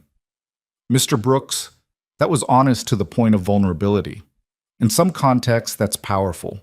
In others, it's dangerous. You're asking your audience to look past their preconceptions, which means you're acknowledging those preconceptions exist. That's a risk. Not acknowledging them doesn't make them disappear," Ethan said quietly. "True," Dr. Marsh agreed, "but there's a difference between addressing barriers and centering your identity around them. You're capable. Lead with that. The backstory is context, not justification." The criticism stung because it was accurate. He'd been so conscious of being different that he'd made his difference the main point instead of letting his competence speak first. "Noted," Ethan said, returning to his seat with the uncomfortable awareness that he'd just revealed exactly how insecure he felt. During the lunch break, Ethan stayed in the conference room while the others went to the cafeteria together. He told himself it was because he wanted to review his notes, but the truth was simpler and more pathetic. He didn't want to navigate the social dynamics of lunch conversation, didn't want to field questions about his background, didn't want to feel like the charity case breaking bread with the qualified candidates. He was halfway through his sandwich when Margaret Foster appeared in the doorway. "Not joining the others?" she asked, her tone neutral. "Wanted to catch up on reading," Ethan said, gesturing to the open binder on the table. Margaret entered the room, closing the door behind her. "May I speak frankly, Mr. Brooks?" "Please," Ethan said, setting down his sandwich and preparing for whatever criticism was coming. "I've been running this program for 8 years, Margaret said, taking a seat across from him. "I've seen a lot of participants. The ones who fail aren't usually the ones who lack skills. They're the ones who defeat themselves before anyone else has the chance to." "I'm not trying to defeat myself," Ethan said carefully. "Aren't you?" Margaret tilted her head slightly. "You're isolating from your cohort. You're framing yourself as the outsider in every introduction. You're treating your background as an obstacle to overcome rather than a perspective to leverage." "It is an obstacle," Ethan said, frustration leaking into his voice. "I don't have their education. I don't speak their language fluently. I spent 6 years being invisible while they were building resumes and networks. Those aren't perceptions. They're facts." "They're facts you're choosing to prioritize over other facts," Margaret countered. "Here's another fact. Claire Donovan hand-selected you for this program despite hundreds of other candidates. She didn't do that because she felt sorry for you. She did it because she saw something she considered valuable. Your job is to prove her judgment was sound, not to prove that you deserve pity for having a harder path. The words landed with the force of truth that hurt. Ethan sat with them for a moment, feeling his defensive anger slowly transform into something more useful. "How do I do that?" he asked finally. "How do I stop seeing myself as the one who doesn't belong?" "By recognizing that none of them fully belong yet either," Margaret said. "This program exists because even the most qualified candidates need development. Jessica's consulting background doesn't automatically translate to corporate strategy. Rachel's military leadership doesn't automatically adapt to business environments. They're all learning. The difference is that they're not questioning their right to be here while they do it." She stood, preparing to leave. "You have skills they don't, Mr. Brooks. You understand operations from the ground level. You've managed limited resources effectively. You've handled crises without the luxury of extensive support systems. Those are advantages if you frame them as such.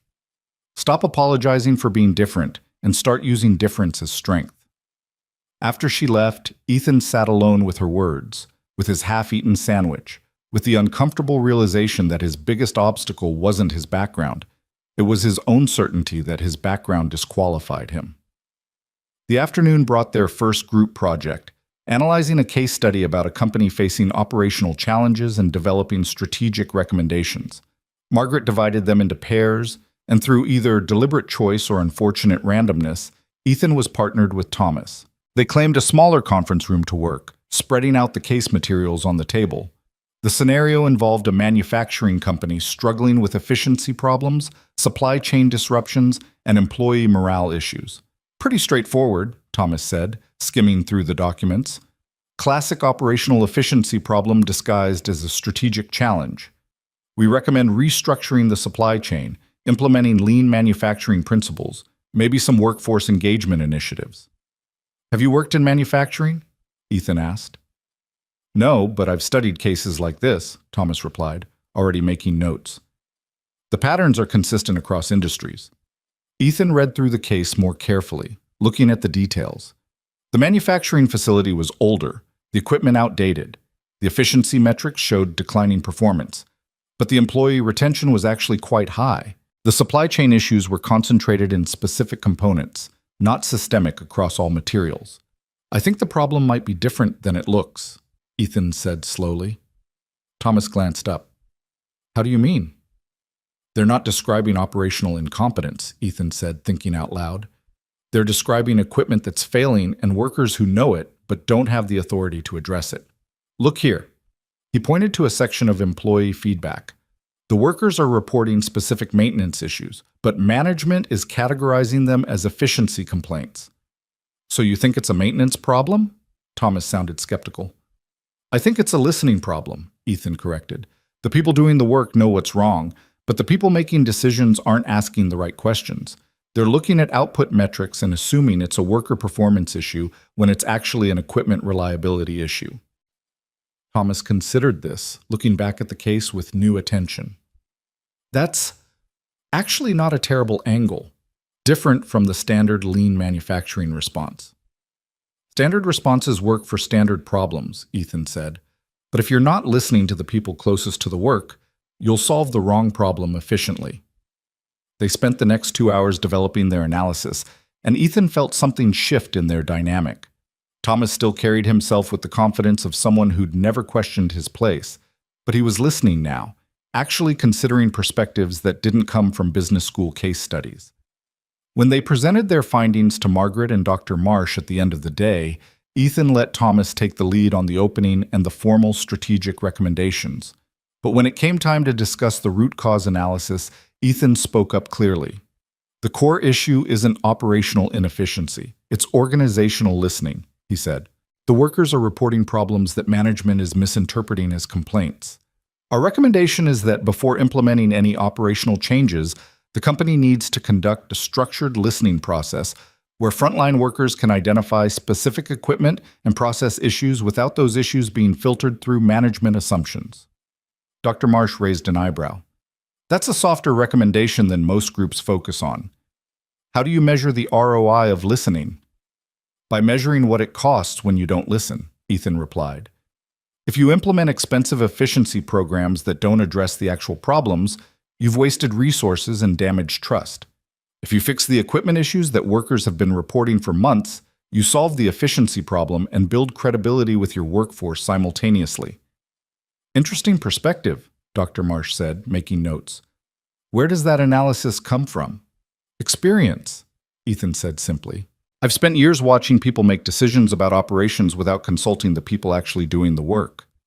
Sometimes they get lucky, and the decision works. Usually they solve symptoms instead of causes. Margaret's expression was unreadable, but she nodded slowly. Thank you, Mr. Brooks, Mr. Wright. Well-considered work. As they left the conference room, Thomas paused in the hallway. That was good, he said, and sounded like he meant it. The listening angle. I wouldn't have thought of that. You would have eventually, Ethan said. You're smart enough. You just haven't had to think about what it's like when nobody listens to you. Thomas was quiet for a moment. That's probably true, he admitted. Look, I want to apologize for yesterday. The comment about having the CEO as an advocate. That was unnecessary. But honest, Ethan said. Honest, but graceless, Thomas corrected. I saw your background and made assumptions. That was lazy thinking. We all make assumptions, Ethan said. I assumed you'd coast on your family connections and your degrees. Maybe we're both learning that people are more complicated than their resumes suggest. Thomas smiled, genuine this time. Maybe so. Want to grab a drink with everyone? They're meeting at a place near here. Ethan hesitated, the old instinct to isolate rising up. But Margaret's words echoed in his head. Stop apologizing for being different. I can't tonight, Ethan said. I need to get home to my son. But maybe another time. Friday? Thomas offered. End of our first week. That seems worth celebrating. Friday, Ethan agreed, and felt something small and significant shift in his relationship to this new world. The rest of the week followed a pattern that began to feel almost sustainable. Morning sessions on various business fundamentals, finance, strategy, operations, marketing, afternoon workshops on skills like negotiation, data analysis, project management, evening reading that stretched past midnight as Ethan tried to absorb information that others had learned over years of formal education. Marcus noticed his father's exhaustion, but seemed to interpret it as a positive sign. You're working hard, he said one evening, watching Ethan struggle to focus on a chapter about competitive analysis. Like when I work hard on my reading homework. Exactly like that, Ethan agreed, pulling his son close. We're both learning important things.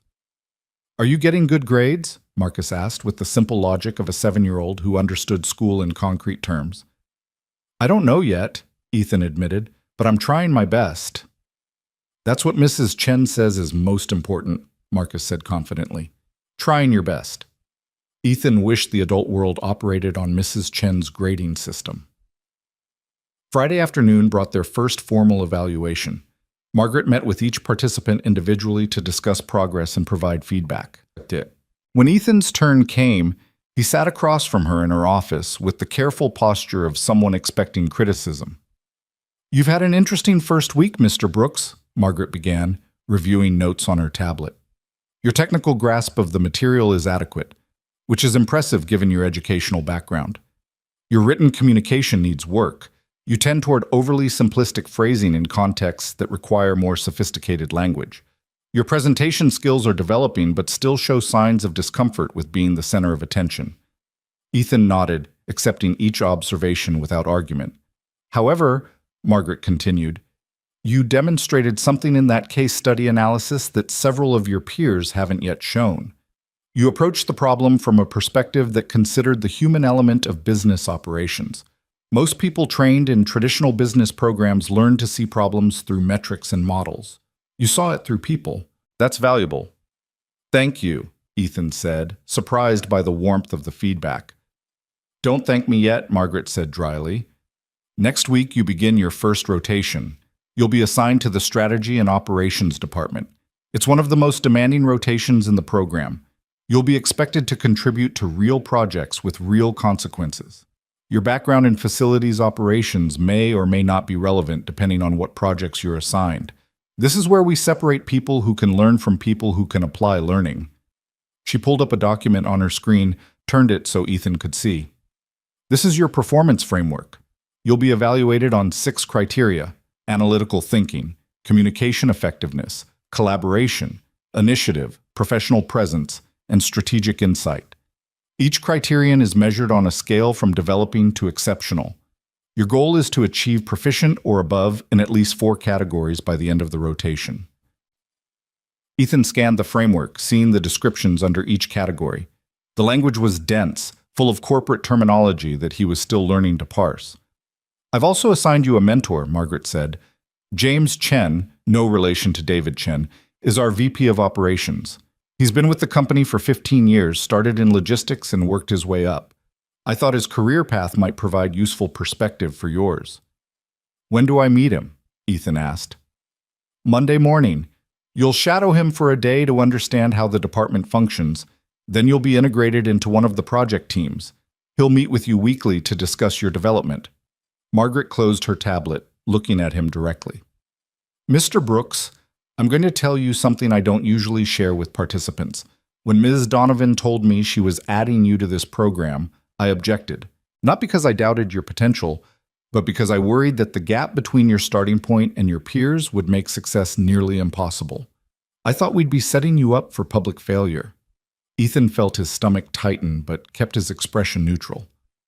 "I'm telling you this," Margaret continued, "because I was wrong. Your work this week has demonstrated that competence develops through multiple pathways. You're not behind your peers. You're beside them with different strengths and different gaps. That's valuable if you stop treating it as a disadvantage." "I'm working on that," Ethan said quietly. "Work faster," Margaret replied, not unkindly. "Self-doubt is expensive. It costs energy you need for actual development. I can teach you business strategy. I can improve your communication skills, but I can't make you believe you belong here. That's internal work only you can do." That evening, Ethan did meet the others for drinks. The bar was nice but not aggressively upscale, the kind of place where young professionals gathered to decompress and network. Ethan felt conspicuously out of place in his work clothes, the same suit he'd been rotating all week, among people who'd clearly gone home to change into more casual, expensive clothing. But Thomas saw him arrive and waved him over to where the group had claimed a corner booth. "Brooks, glad you made it. What are you drinking?" "Just a beer," Ethan said, sliding into the booth next to David. "Whatever's on tap." "Celebrating survival," Rachel said, raising her glass. "Week 1 complete. Only 23 more to go." "Don't remind me," Jessica groaned. "I had 3 hours of reading last night on financial modeling. I have a business degree, and I still felt lost." "The technical content isn't as hard as the performance anxiety," Allison said. "Knowing that every interaction is being evaluated, that every comment in a meeting might be noted in someone's assessment." "It's like being under surveillance," David agreed. "Professional surveillance, where the watchers are always friendly, but never forget anything." Ethan listened to them commiserate, hearing the shared stress underneath their different experiences. They were struggling too, just with different obstacles. Jessica worried about being seen as too theoretical, not practical enough. Rachel was concerned about translating military directness into corporate diplomacy. Allison felt pressure from her legal background to focus on risk rather than innovation. "What about you, Ethan?" Thomas asked. "What's been hardest for you?" The old instinct was to deflect, to minimize, to not burden them with his specific challenges, but Margaret's words echoed in his mind. "Stop apologizing for being different." "Believing I have a right to be there," Ethan said honestly. "You all have these backgrounds that prepared you for this. I'm learning the language while trying to speak it fluently. It's like you're all playing instruments you've practiced for years, and I'm learning to read music while performing." The analogy landed in silence. Then Rachel spoke up, her military bluntness cutting through any potential awkwardness. "You know what's interesting about that?" she said. "We've all been trained in the same instruments. We all play the same songs the same ways. You might be learning music, but you're also hearing things we're deaf to because we've been taught there's only one right way to play." "The case study," David said, understanding. "Thomas told us about your listening analysis. That wasn't a traditional business approach." "Because I'm not a traditional business student," Ethan said. Exactly. Rachel replied. And maybe that's not the disadvantage you think it is. The military taught me to value chain of command and operational discipline. That's useful. But it also made me tone deaf to when rules need questioning. You don't have that conditioning. You're questioning everything because you don't know what's supposed to be unquestioned. That sounds exhausting, Jessica said sympathetically. It is, Ethan admitted, but maybe less exhausting than pretending I know things I don't.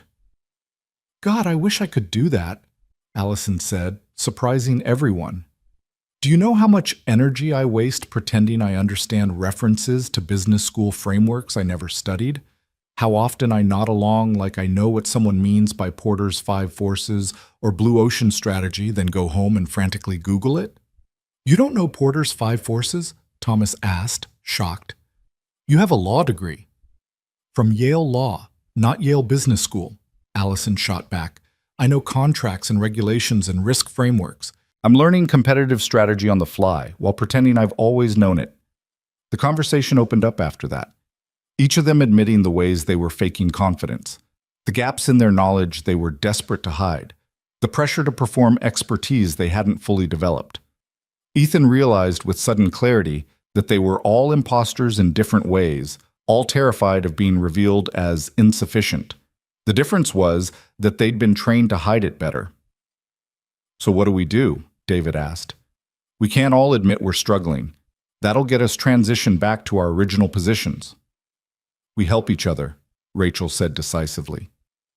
We're competing against the program's standards, not against each other. If we all succeed, everyone wins. That's incredibly idealistic, Thomas said, but he was smiling. So was joining the military, Rachel replied. Sometimes idealism is just pragmatism with better marketing. They stayed at the bar until nearly 10, the conversation ranging from program stress to personal lives to shared complaints about Margaret's demanding standards. By the time Ethan left to catch his subway home, he felt something he hadn't experienced in the first week: connection. He texted Mrs. Chen on the way home, letting her know he was running late. Her response was understanding. Marcus is asleep, doors unlocked. See you tomorrow. When Ethan finally made it home, he checked on his son, sleeping peacefully, inhaler on the nightstand, stuffed dinosaur clutched against his chest. Ethan stood in the doorway for a long moment, watching the steady rise and fall of breathing that no longer wheezed as badly now that they had better medication. This is why, he thought. This is what I'm fighting for. In the kitchen, he found a note from Mrs. Chen next to a plate of food she'd left for him. Marcus said to tell you he's proud of you, so am I.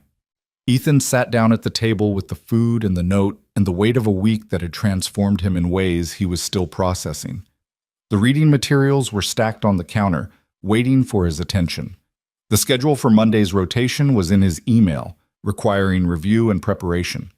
But for just a moment, Ethan let himself feel something dangerous and powerful. Hope. Not the desperate hope of someone grasping at straws, but the earned hope of someone who'd survived the first test and discovered he might actually be capable of more. He'd walked away from that interview with his dignity intact. He'd survived a week among people who should have been impossibly ahead of him. He'd found unexpected allies and begun to build something that might eventually become belonging. The fight wasn't over. It had barely begun.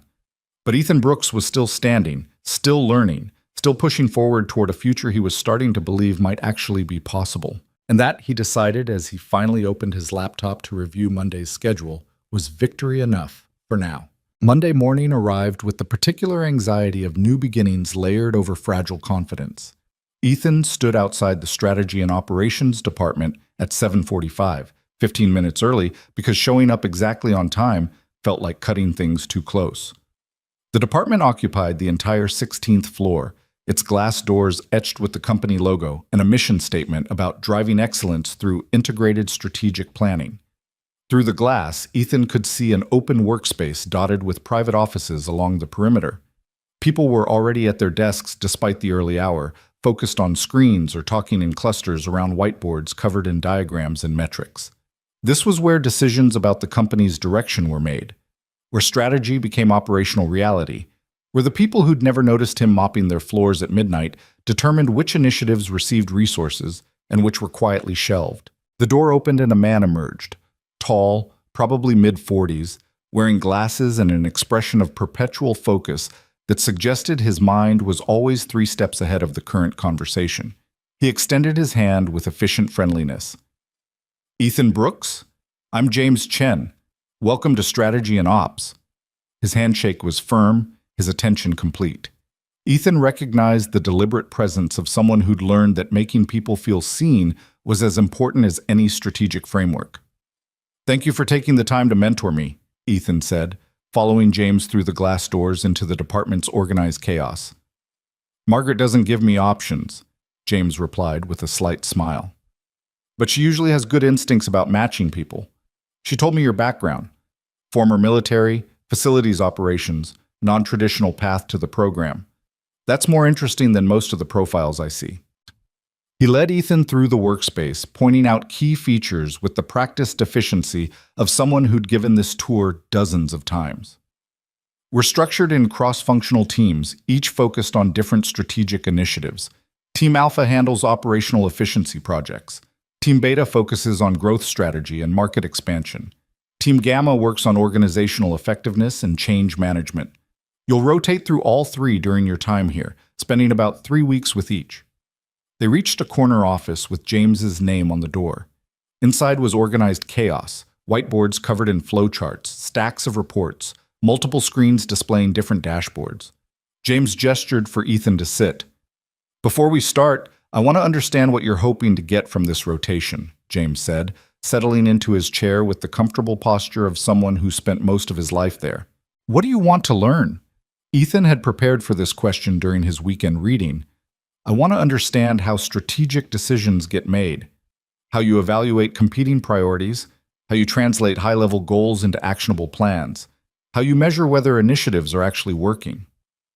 "Good answer," James said.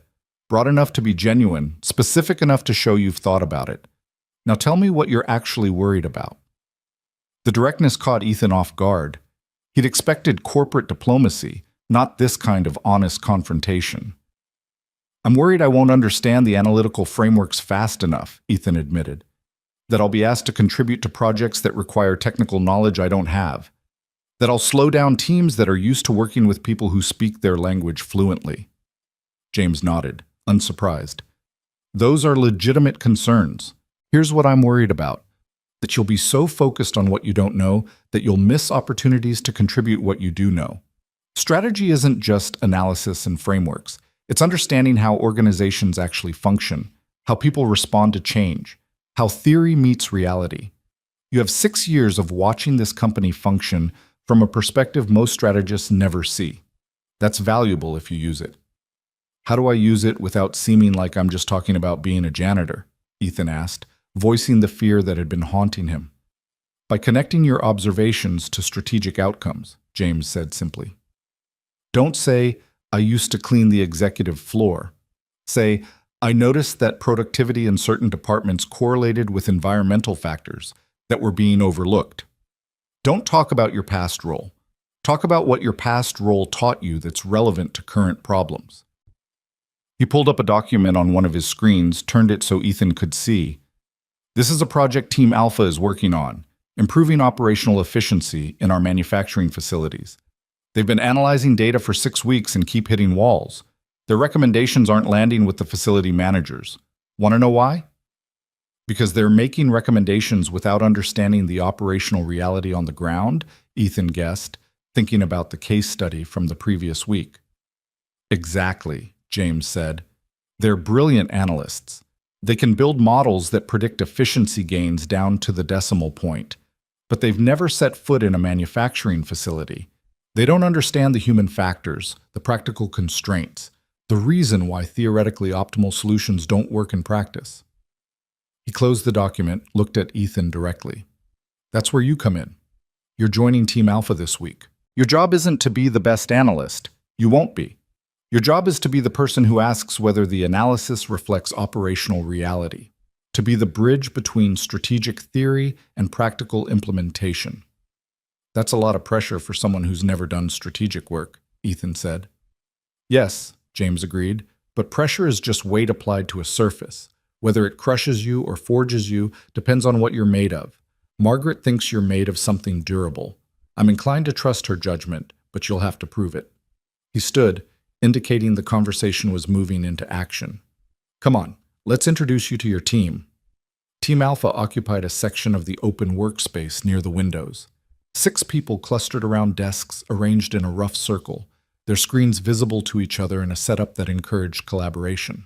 James walked Ethan over with the casual confidence of someone whose presence commanded attention without requiring announcement. Team Alpha, this is Ethan Brooks from the Executive Services Program. He'll be rotating with you for the next 3 weeks. Ethan, this is Nina Rodriguez, team lead. He gestured to a woman in her late 30s with sharp eyes and an expression that suggested she was evaluating Ethan even as James spoke. Mark Sullivan, senior analyst. Priya Kapoor, operations specialist. Kevin Zhang, data analyst. Lisa Torres, project coordinator. And Daniel Foster, who's on his second rotation with us from finance. Handshakes and polite greetings followed, everyone performing the ritual of welcoming while simultaneously calculating how this new person would affect their workflow. Daniel, Ethan noticed, looked particularly young, probably fresh out of his MBA program, carrying himself with the uncertain confidence of someone still figuring out how to translate academic success into professional competence. Ethan will be shadowing the team this week, James continued. Nina, can you catch him up on the manufacturing efficiency project? Of course, Nina said, her voice professionally warm but with an undercurrent of assessment. Ethan, do you have time now? We're meeting with one of the facility managers this afternoon, and it would be useful for you to understand the context. I'm here to learn, Ethan said simply. James left them with a nod of encouragement, returning to his corner office and its strategic chaos. Nina led Ethan to one of the small conference rooms that dotted the perimeter of the department, Mark and Priya following with laptops and thick folders of materials. Okay, Nina said, pulling up a presentation on the conference room screen. Quick background, we have 12 manufacturing facilities across 8 states.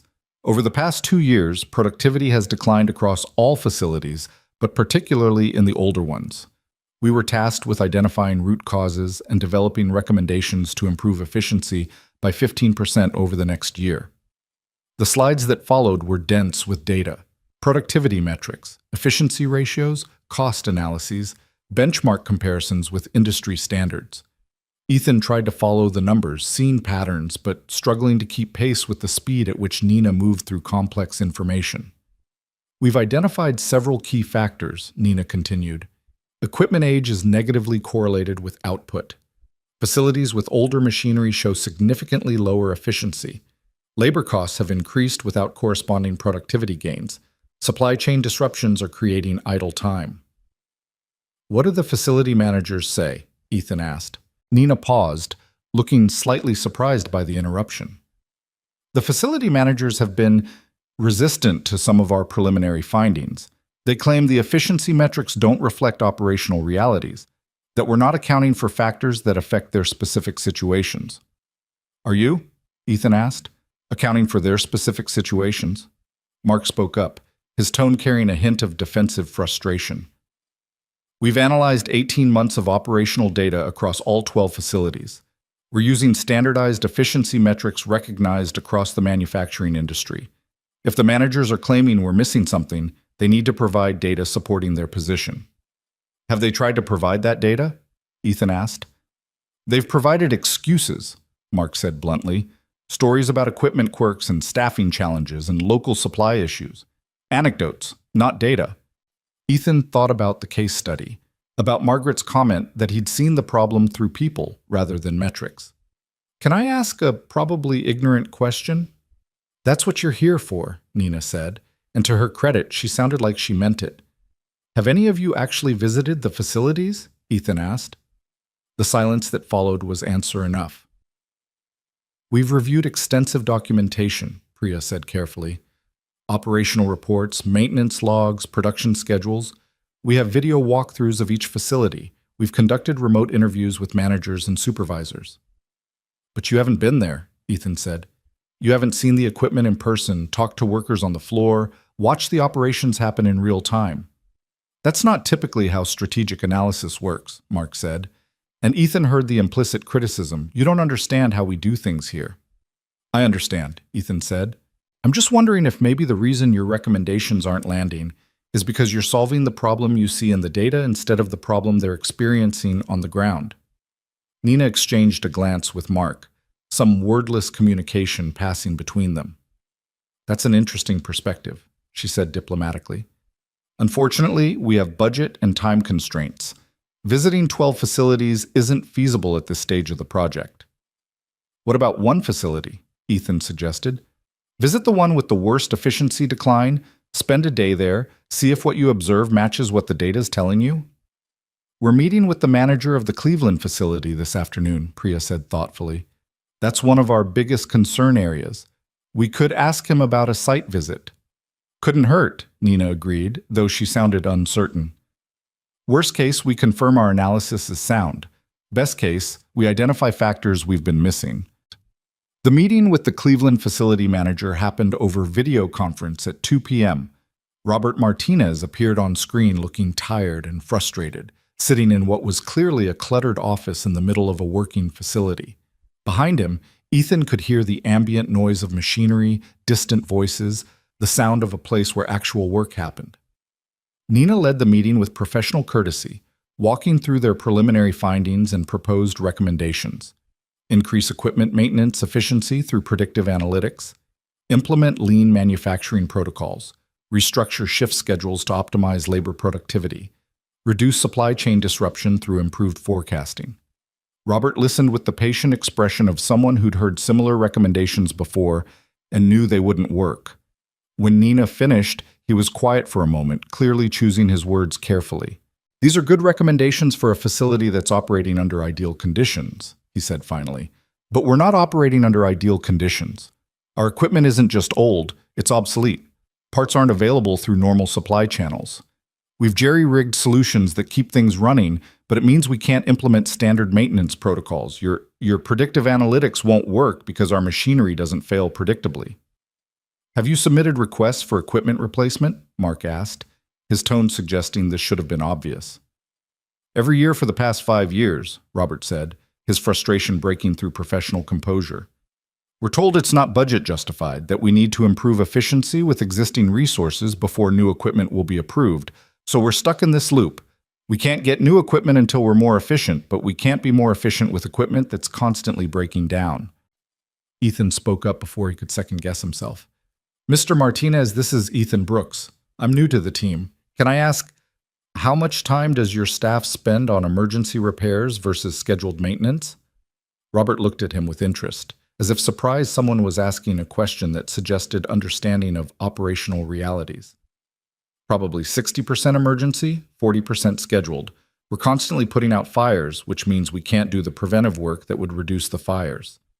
And your workers, Ethan continued, how long have most of them been with the facility?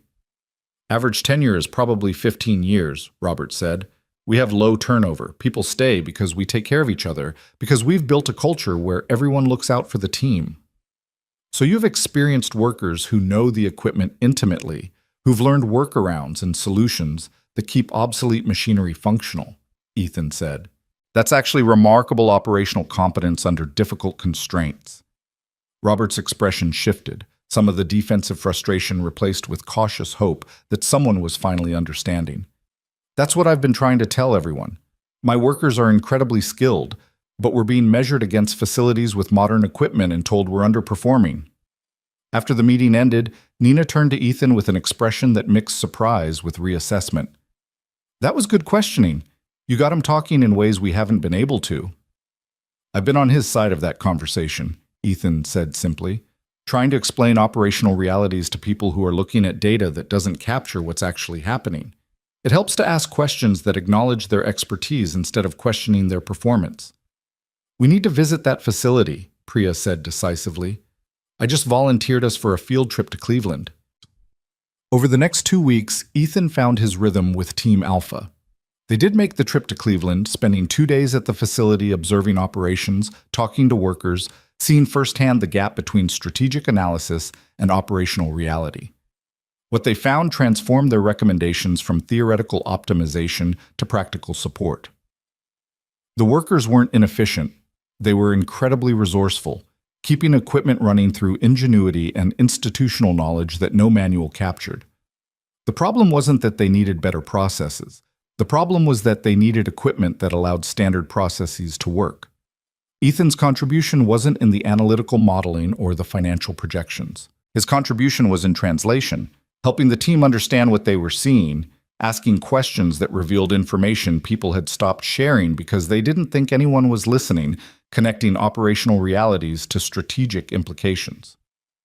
"You're like an interpreter," Lisa told him one afternoon as they worked on revising their recommendations. "You take what we're saying in strategy language and translate it so it respects what the facilities are saying in operations language. Then you take what they're saying and translate it back so we understand the strategic implications." "I just remember what it was like to have expertise that nobody valued because it wasn't expressed in the right language," Ethan replied. By the end of his third week with Team Alpha, their revised recommendations had been accepted by both senior leadership and facility managers. The project shifted from optimizing efficiency with existing resources to justifying strategic investment in equipment modernization based on analysis that showed the long-term return. In his weekly meeting with James, Ethan sat in the corner office watching his mentor review performance notes with an expression that gave nothing away. "Nina says you're the reason they finally cracked the manufacturing project," James said without preamble.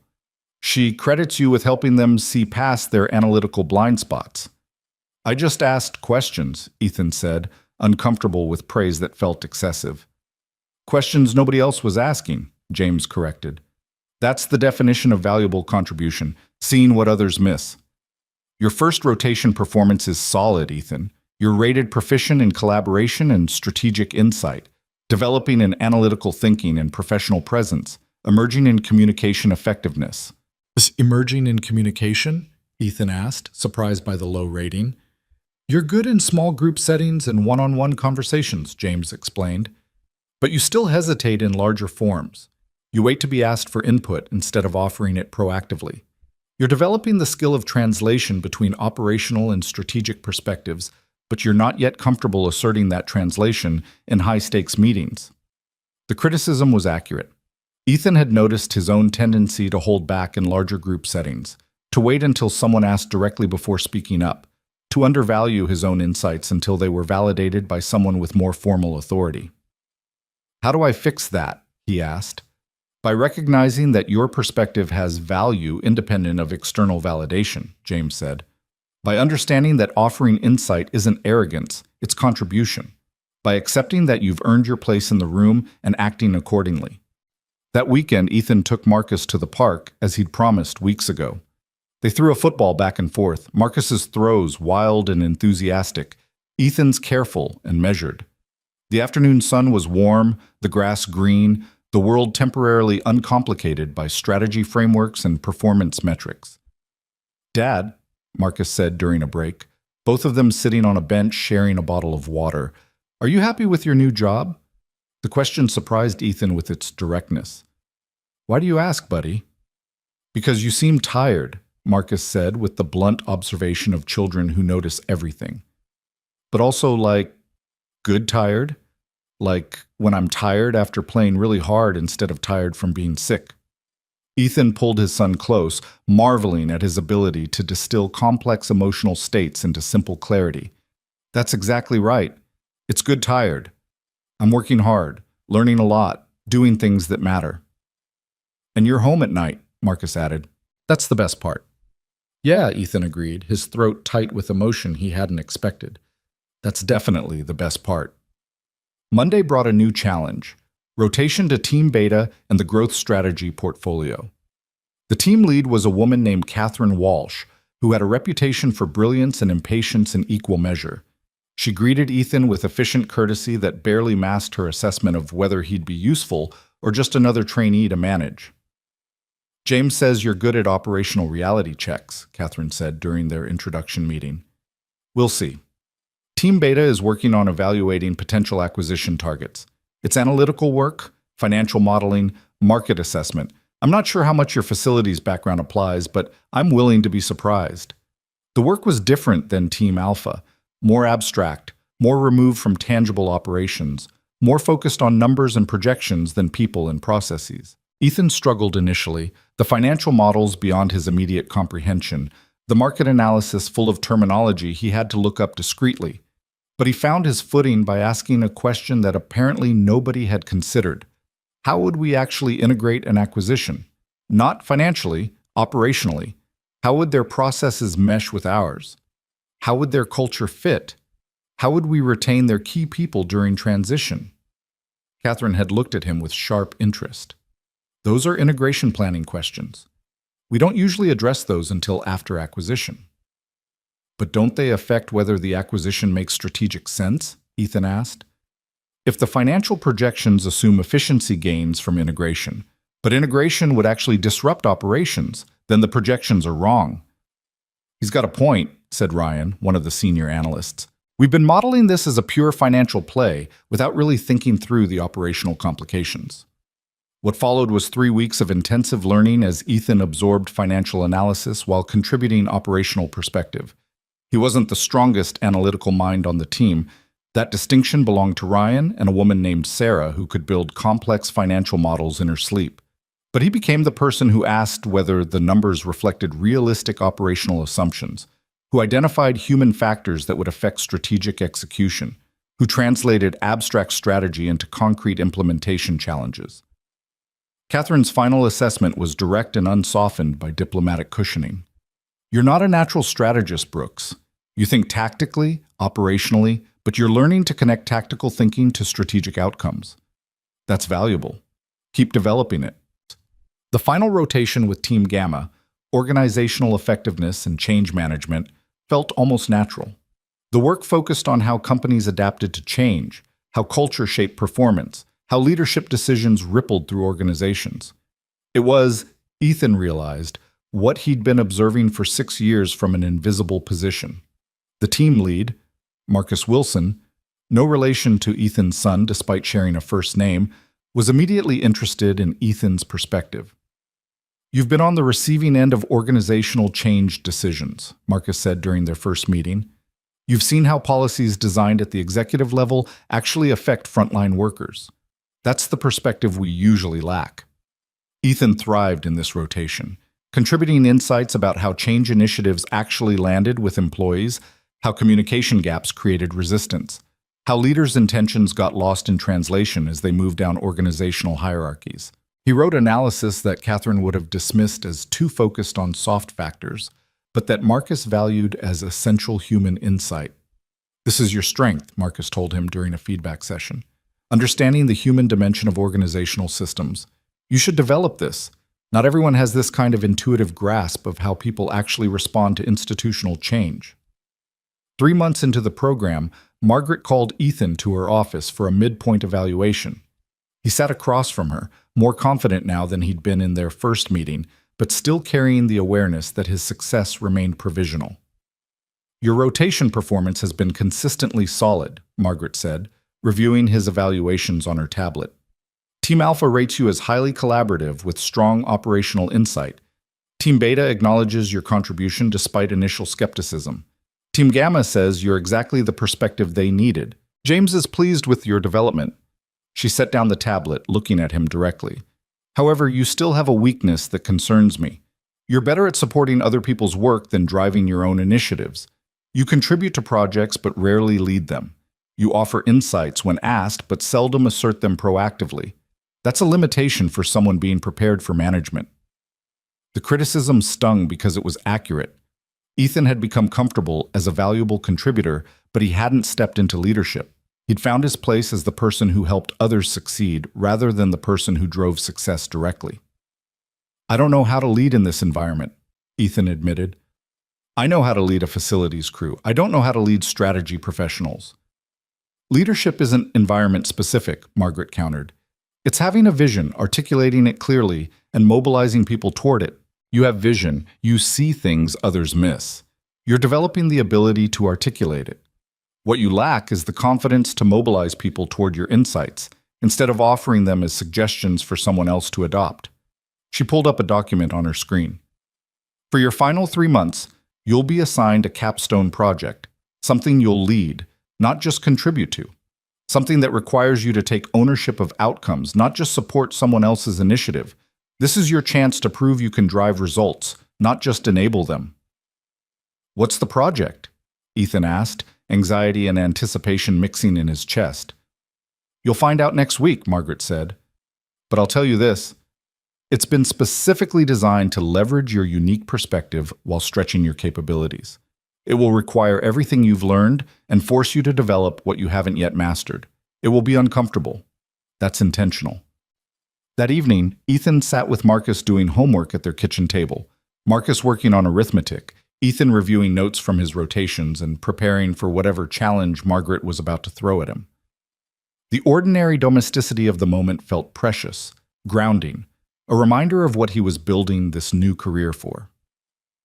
Dad, Marcus said, looking up from his math worksheet, Mrs. Chen says you're doing really good at your new job. Mrs. Chen talks to you about my job? Ethan asked, amused. She says I should be proud of you because you're working really hard and helping important people, Marcus explained. Are you helping important people? Ethan thought about Team Alpha and the manufacturing facilities, about workers whose expertise had been dismissed until someone helped translate it into language that strategic leaders could hear. Thought about Team Beta and the acquisition analysis that had been improved by considering operational realities. Thought about Team Gamma and the change management insights that came from years of being on the receiving end of decisions made without input from the people they affected. I'm trying to help people whose importance wasn't being recognized, Ethan said finally, by helping the important people understand that everyone's contribution matters, even when it doesn't look like what they expect important contributions to look like. Marcus considered this with the serious focus he brought to concepts he was still processing. Like how you're important even though you used to clean things? Exactly like that, Ethan said, his throat tight with emotion at his son's ability to understand complexity through simple truth. I think that's a really good job, Dad, Marcus said, returning to his arithmetic with the settled confidence of a child whose father had provided a satisfactory answer. Ethan watched his son work through math problems with determined focus, pencil gripped carefully, brow furrowed in concentration, and thought about the journey that had brought them to this moment. 6 months ago, he'd walked out of an interview believing he'd killed his last chance. Now he was being prepared to lead strategic initiatives at a billion-dollar corporation, respected by colleagues who'd initially doubted him, recognized for contributions that came from seeing what others overlooked. The transformation should have felt triumphant. Instead, it felt fragile, temporary, like something that could still be taken away if he made a wrong move or failed to meet expectations or simply stopped being useful in the particular way that had made him valuable. But Marcus was right. It was a really good job, and Ethan was determined to prove he deserved to keep it. Whatever Margaret's capstone project required, whatever leadership challenge she was preparing to throw at him, he would face it the way he'd faced everything else in this program. By showing up fully, by leveraging his unique perspective, by refusing to apologize for seeing the world differently than traditional business minds saw it. He'd walked through the door Claire Donovan had opened. Now he just had to prove he could build something lasting on the other side of it. The capstone project announcement came on a Tuesday morning in Margaret's office, with James present as well. Ethan sat across from them both, sensing that whatever was coming would define whether the past 4 months had been genuine transformation or just an extended audition that he was about to fail. Your capstone project, Margaret began without preamble, is to design and implement a frontline employee engagement initiative. Specifically, you'll develop a program that creates formal channels for operational staff, facilities, security, mailroom, reception, to provide input on company processes and policies that affect their work. Ethan felt something shift in his chest. You're asking me to build a system so people like I used to be can actually be heard? We're asking you to solve a problem the company has struggled with for years, James corrected. We have thousands of employees doing essential operational work who see inefficiencies, identify problems, and have solutions we never hear because there's no structured way for them to contribute beyond their immediate job functions. You'll design that structure, pilot it in 3 departments, measure its effectiveness, and present your findings to the executive leadership team. The executive leadership team, Ethan repeated, his anxiety spiking, as in Claire Donovan and the C-suite. As in the people who make decisions about whether initiatives like this get funded and scaled company-wide, Margaret said. This isn't a theoretical exercise, Mr. Brooks. If your program works, it becomes policy. If it fails, it confirms the skepticism that frontline workers don't have strategic insights worth formalizing. The stakes are considerable. Why me? Ethan asked, though he already knew the answer. Because you're the only person in this program who's actually been on the front line, James said bluntly. Because you understand both the operational reality and the strategic implications. Because this project requires someone who can bridge worlds that usually don't communicate effectively. And because if you can't lead a project that's this aligned with your lived experience, then we've misjudged your readiness for management roles. Margaret slid a folder across her desk. You have 3 months. You'll have a small budget for pilot implementation, access to HR resources for program design, and the authority to engage with any department that agrees to participate. You'll report progress to me weekly and to James bi-weekly. At the end of 3 months, you'll present to executive leadership. Questions? Ethan had 1,000 questions, but only one that mattered. What if the departments I need don't want to participate? What if the frontline workers don't trust a program designed by someone who's now in management? Then you'll have to convince them, Margaret said simply. Leadership is influence without authority. This is your chance to demonstrate you have it. The weight of the project settled over Ethan as he left Margaret's office with the folder clutched in his hand. This wasn't just about designing a program. It was about proving that people like him, people who'd spent years being invisible, actually had valuable perspectives worth institutionalizing. If he failed, he'd be confirming every bias that said janitors should stay janitors, that operational workers couldn't think strategically, that there was a reason some people stayed behind glass doors they only opened to clean. That evening, Ethan spread the project materials across his kitchen table while Marcus did homework beside him. The initial research was sobering. Multiple previous attempts at frontline engagement programs had failed, dismissed as either too bureaucratic to be useful or too informal to generate actionable insights. The challenge wasn't just designing something new, it was designing something that would actually work where others had failed. You look worried, Marcus observed, glancing up from his reading assignment. I'm working on something important, Ethan said. Something that could help a lot of people, but only if I do it right. Like how? Marcus asked, with the curiosity of a child who'd learned his father's work was interesting even when he didn't fully understand it. Like making sure people who do important work get to tell the bosses when they see problems, Ethan explained. So the bosses can fix things before they become big problems. That sounds easy, Marcus said, with the beautiful simplicity of someone who hadn't yet learned how complicated simple things could become. It should be, Ethan agreed. That's what I need to figure out. Why it's hard and how to make it easier. Over the next week, Ethan threw himself into research with the intensity of someone who understood this was his defining test. He reviewed the failed programs, identifying patterns in what hadn't worked. He studied successful engagement models from other companies, looking for principles that might translate. He talked to people in HR, in operations, in strategy, gathering perspectives on what frontline engagement should accomplish and what obstacles prevented it. But the real research came when Ethan did something that felt both natural and transgressive. He went back to the night shift. He arrived at Donovan Industries at 11 p.m. on a Thursday, wearing jeans and a work shirt instead of his business professional attire, carrying coffee and donuts instead of briefcase and laptop. The night shift facilities crew was taking their break in the basement break room, the same room where Ethan had spent countless hours during his own shift. They looked up when he entered, their expressions shifting from surprise to cautious welcome. He recognized most of them. Carlos, who'd been there longer than Ethan. Maria, who managed inventory with meticulous precision. James, different James, not his mentor, who handled the complex mechanical systems. Yolanda, who coordinated the crew schedules. They'd been his colleagues, his team, his people. Brooks, Carlos said, standing to grip his hand firmly. Heard you went corporate on us. Got yourself a fancy desk job.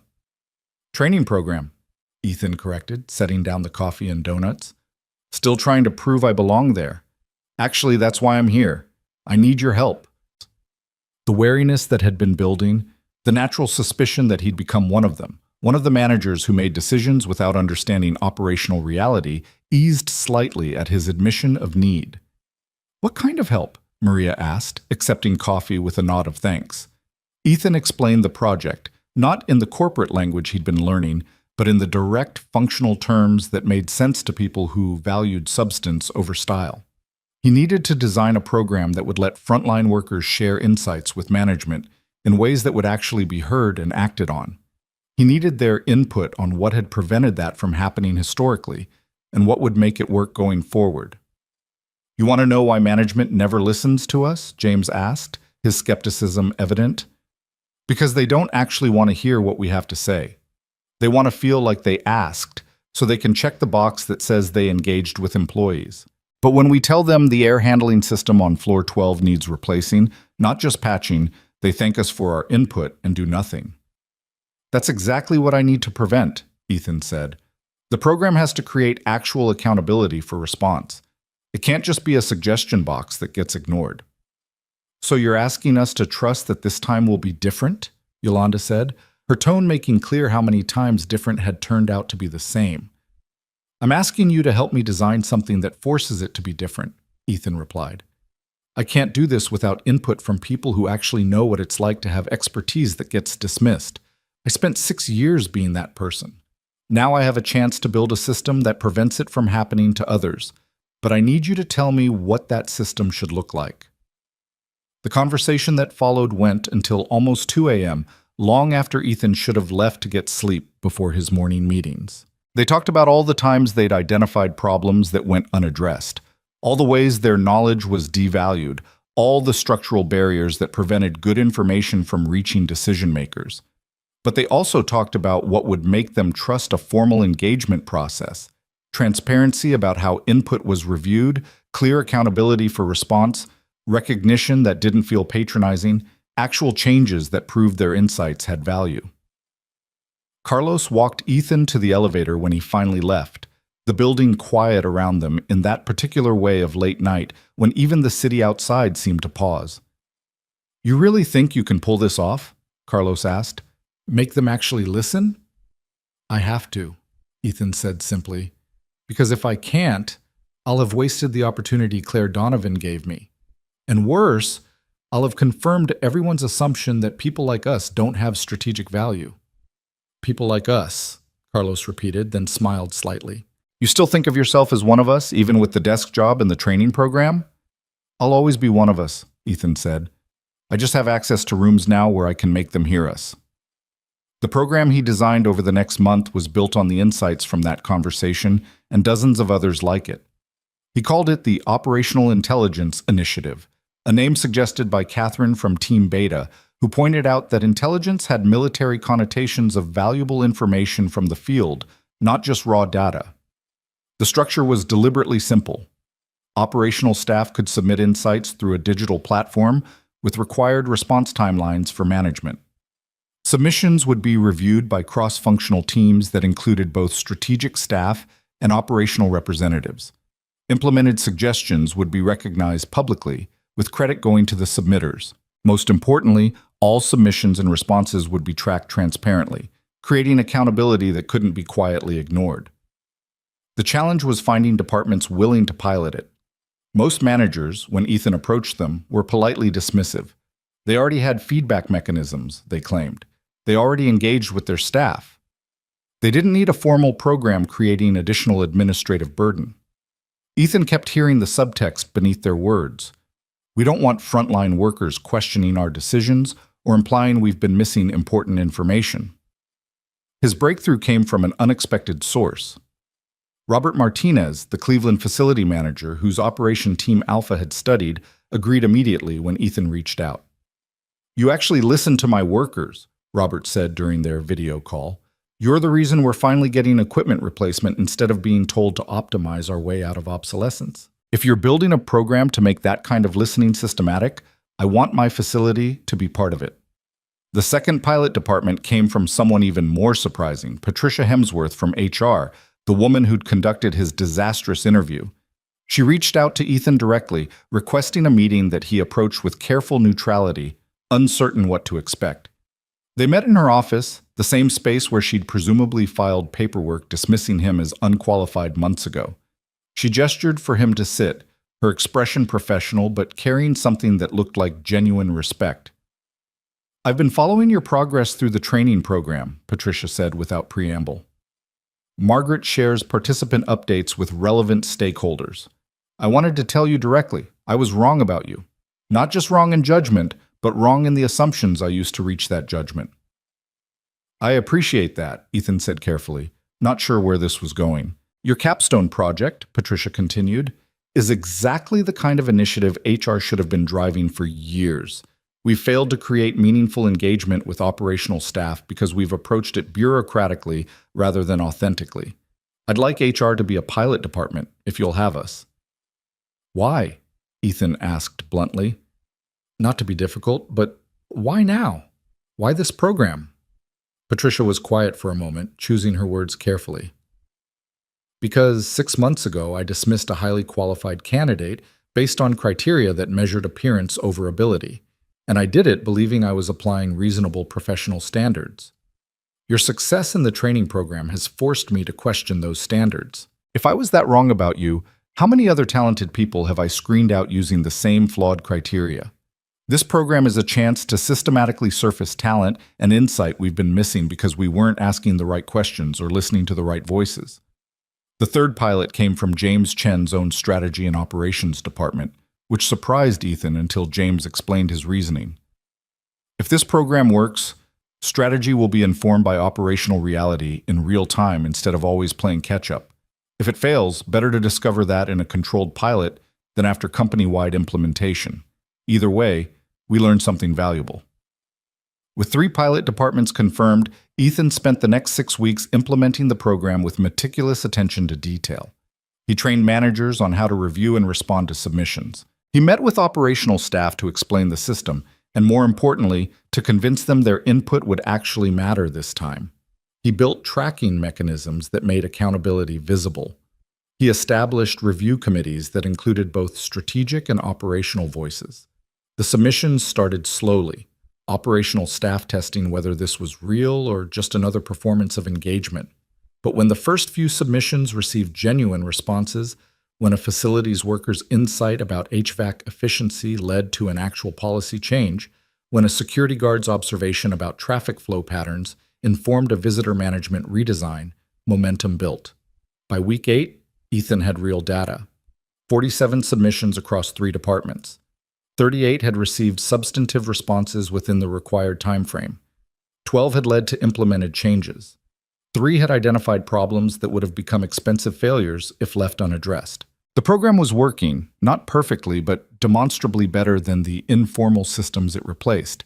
His weekly meetings with Margaret became presentations of progress rather than defensive explanations of obstacles.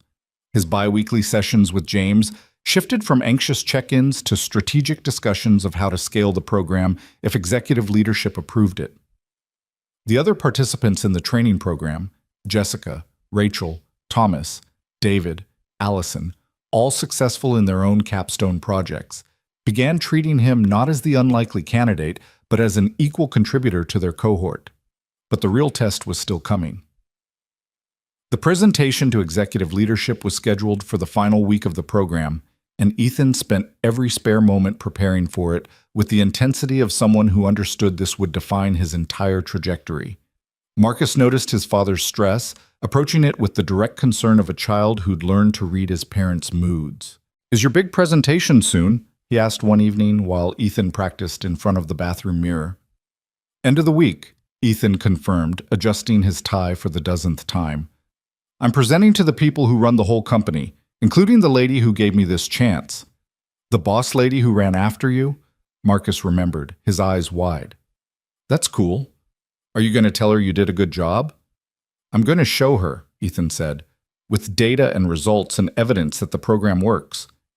"But you're also going to tell her," Marcus insisted, with the certainty of someone who believed in the power of words. "Because sometimes people need to hear things, not just see them." The presentation was scheduled for Friday at 2 p.m. in the executive boardroom on the 24th floor. Ethan arrived at 1:30, giving himself time to set up and breathe and combat the anxiety that threatened to manifest as visible nervousness. The room was intimidating in its corporate elegance. Polished table, leather chairs, screens on every wall, the entire city visible through floor-to-ceiling windows. Margaret arrived first, offering a brief nod of encouragement. Then James, taking a seat near the back with the deliberate positioning of someone who wanted to observe without influencing. The other executive leadership team members filed in: the CFO, COO, Chief People Officer, several senior VPs whose titles Ethan had memorized, but whose faces he recognized only from company communications. And finally, Claire Donovan, entering with the calm authority of someone whose presence commanded attention without requiring announcement. She took her seat at the head of the table, her eyes meeting Ethan's briefly with an expression he couldn't quite read. "Mr. Brooks," she said, her voice clear and direct, "you have 30 minutes to present your capstone project. We'll hold questions until the end." Ethan stood, connected his laptop to the presentation system, and felt every hour of preparation settling into his muscles like muscle memory. He'd practiced this presentation 50 times, had refined every slide, had anticipated every question. But standing here in front of the people who would determine his future, all of that preparation felt simultaneously essential and completely inadequate.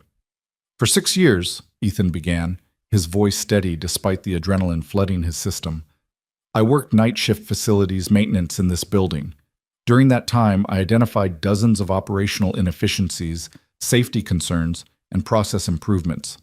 I reported some of them through informal channels.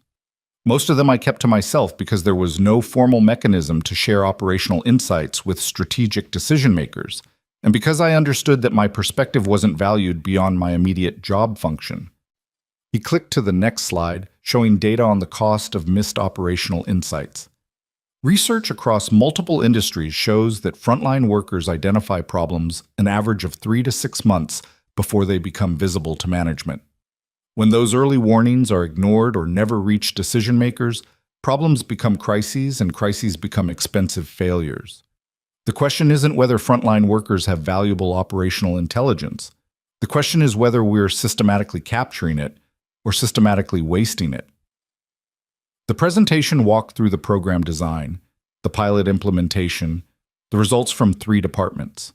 He showed examples of submissions that had prevented problems, of operational insights that had improved efficiency, of small course corrections that had saved significant money. He presented the data without embellishment, letting results speak for themselves.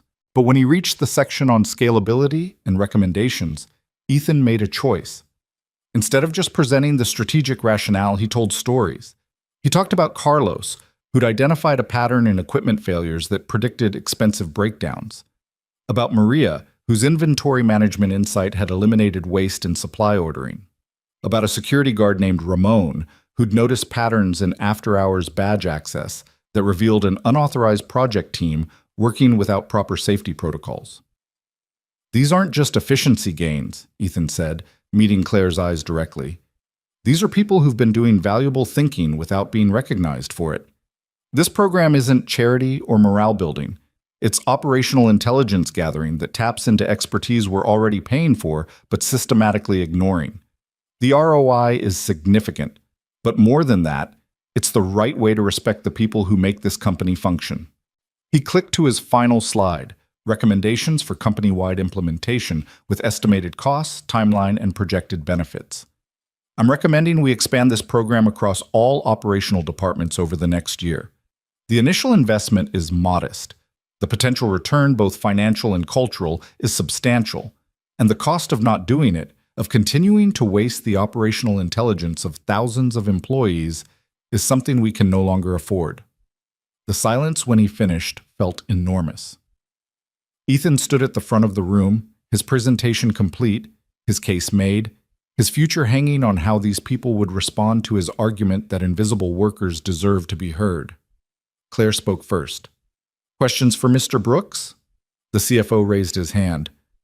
"The tracking system you've designed, what prevents it from becoming an administrative burden that creates more problems than it solves?" Ethan had anticipated this question. "The system is intentionally lightweight. Submissions are limited to 200 words. Required responses are acknowledgement within 48 hours. Substantive response within 2 weeks. That's not burdensome. It's accountability. And the data from our pilot shows that rapid response actually reduces administrative burden by addressing problems before they escalate into issues requiring extensive management attention. The COO followed with a harder question. You've shown success in 3 departments, but those were departments that volunteered for the pilot. They were already inclined to value frontline input. How do you scale this to departments that are skeptical or resistant? By making it mandatory, not optional, Ethan replied, knowing this would be controversial. The departments most resistant to frontline input are usually the ones that need it most. They're where operational intelligence is being most systematically ignored, which means they're accumulating blind spots that will become expensive problems. We can't allow managers to opt out of listening to their teams any more than we'd allow them to opt out of financial reporting or safety compliance. Several executives looked surprised by the directness of his answer. Claire's expression remained neutral, but Ethan thought he saw a slight nod of approval. The chief people officer, a woman named Dr. Sandra Kim, spoke up thoughtfully. This program challenges traditional hierarchical structures by giving frontline workers direct channels to strategic leadership. How do you prevent that from undermining middle management authority? This question went to the heart of the resistance Ethan had encountered. Middle management authority comes from their ability to coordinate, make decisions, and drive results. This program doesn't undermine that. It gives them better information to do their jobs effectively. Managers who are threatened by frontline input are usually managers who've been making decisions without adequate operational understanding. This program helps them succeed by connecting them to reality. Strong managers will appreciate that. Weak managers will resist it. We should design for the managers we want, not the ones we're afraid of losing. There was a moment of charged silence, and Ethan realized he might have pushed too hard, been too direct about management inadequacy. But Claire was smiling now, an expression of satisfaction that suggested she'd been waiting for exactly this kind of clarity. "Any other questions?" she asked, scanning the table. When no one spoke up, she turned to Ethan. "Thank you, Mr. Brooks. Excellent work. Please wait outside while we deliberate." Ethan gathered his materials and left the boardroom with legs that felt slightly unsteady from adrenaline come down. He found a bench in the hallway and sat, trying to process what had just happened. He'd presented his case. He'd answered their questions. He'd been as honest as he knew how to be about what the program meant and why it mattered. Now the decision was out of his hands. Margaret emerged from the boardroom 15 minutes later, her expression carefully neutral. "They're ready for you." Ethan walked back into the room, his heart pounding with anticipation and dread. The executive team was still seated, Claire at the head of the table, her posture relaxed but her attention complete. "Mr. Brooks," she said, "we've reviewed your proposal. The executive team is unanimous in approving company-wide implementation of the Operational Intelligence Initiative. Dr. Kim will work with you on scaling logistics. The CFO will allocate budget. The COO will mandate participation across all operational departments. You've made a compelling case for something we should have done years ago." Relief flooded through Ethan, profound enough that he had to focus on keeping his expression professional instead of letting it show the emotional weight of what her words meant. But Claire wasn't finished. "However, we need someone to lead this program as it scales. Someone who understands both the operational and strategic dimensions. Someone who can navigate the political resistance while maintaining the program's integrity. Margaret and James believe you're ready for that role. I'm inclined to agree." She paused, letting the implication settle. "We're offering you a full-time position as Director of Operational Intelligence, reporting directly to the COO. You'll have a team, a budget, and the authority to implement this initiative across the company. You'll also complete the executive training program, which means you'll be eligible for future advancement into senior operations leadership. The salary is commensurate with director-level positions. The benefits include the comprehensive health coverage you've needed. Is this something you're interested in?" Ethan stood there trying to process what she was offering. Not just approval of his program, not just completion of the training program, but an actual director-level position, the kind of role that 6 months ago would have seemed impossibly beyond his reach. "Yes," he said, his voice carrying emotions he couldn't entirely suppress. "Absolutely, yes." "Good," Claire said, standing to shake his hand across the table. Her grip was firm, her expression approving. "You've earned this, Mr. Brooks. Don't let anyone, including yourself, convince you otherwise. Now go start building your team." The other executives offered congratulations as they filed out, Margaret providing details about next steps and timeline, James promising support in the transition. But Ethan barely processed the specifics, too overwhelmed by the reality of what had just happened. He'd done it. He'd not just completed the program, he'd created something lasting that would make the company better. He'd proven that his perspective had value, that his unconventional path had given him insights worth institutionalizing. He'd earned a position where he could continue the work of making invisible people visible. That evening, Ethan came home to find Mrs. Chen and Marcus had made a celebratory dinner. His son launched himself at him the moment he walked through the door, already having heard some version of good news. "Did you get the job?" Marcus demanded. "Mrs. Chen said you were presenting to all the bosses. Did they like it?" "They loved it," Ethan said, picking up his son despite the weight that was getting harder to lift. "And they offered me a really important job. I'm going to be a director. That means I get to lead a whole department and help a lot of people." "Will you still be home at night?" Marcus asked, cutting straight to what mattered most to him. "I'll be home at night," Ethan promised, "and I'll have better insurance for your medicine, and we'll be able to move to a bigger apartment eventually, and maybe—" He paused, meeting his son's hopeful eyes. "Maybe in a few months we can talk about getting that dog you wanted." Marcus's whoop of joy was loud enough to probably disturb the neighbors, but Ethan didn't care. He held his son and felt the weight of 6 months of struggle and growth and transformation settle into something that felt like earned stability. Later, after Marcus fell asleep and Mrs. Chen had left with Ethan's profound thanks and a promise of a substantial bonus from his new salary, Ethan sat alone in his kitchen with a glass of cheap wine that he'd been saving for an occasion that merited celebration. He thought about the morning he'd walked out of that interview, choosing dignity over desperation. Thought about Claire Donovan running after him, seeing something in him that he'd stopped seeing in himself. Thought about the months of training where every day had been a battle against his own certainty that he didn't belong. Thought about the allies he'd found, the skills he'd developed, the confidence he'd slowly built through evidence of his own capability. His phone buzzed with a text from Thomas. "Director Brooks has a nice ring to it. Drinks next week to celebrate?" Another text from Rachel. "Congratulations. You earned the hell out of this." One from Jessica. "Proud to have been in your cohort. You're going to do amazing things." And finally, one from James Chen. "I told Margaret you were ready. Glad you proved us both right. Don't be a stranger." Ethan responded to each of them, feeling the genuine connection that had developed over months of shared struggle. They'd all completed the program successfully, Jessica heading to strategic operations, Rachel to security leadership, Thomas to business development, David to technical integration, Allison to corporate strategy. They'd all found their places, had all proven themselves in different ways. But Ethan's victory felt different, carried a weight that wasn't just personal.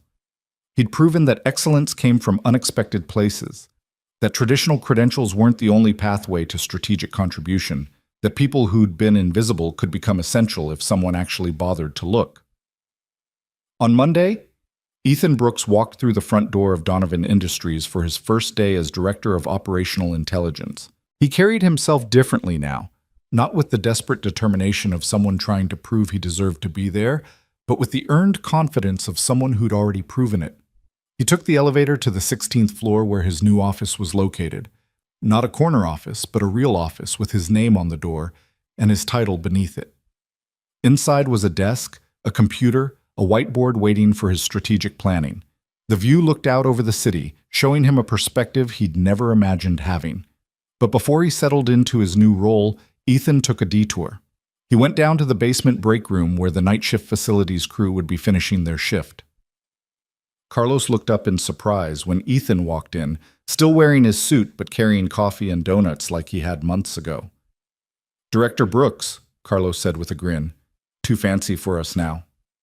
"Never," Ethan replied, setting down the coffee. "I'm here because I need your help. I'm building a team to run the operational intelligence program. I need someone who understands facilities operations, who knows how to communicate with frontline workers, who won't let corporate politics compromise the program's integrity. Interested?" Carlos stared at him. "You're offering me a job?" A management job? I'm offering you a chance to prove you're more than what your current job title suggests, Ethan corrected. Same chance someone gave me. You've been here longer than I was, you've got institutional knowledge I don't have, and you understand the barriers that prevent operational intelligence from reaching decision makers because you've lived them. That makes you qualified. The question is whether you're interested. Hell yes, I'm interested, Carlos said, standing to shake his hand firmly. When do I start? Same process I went through, Ethan said. Application, interview, training program. But I can tell you that you're exactly what this program needs. Don't let anyone convince you otherwise. As Ethan left the break room and headed back upstairs to begin his first day, he thought about the journey that had brought him here. 6 months ago, he'd been a janitor who was told he didn't fit the professional image the company wanted.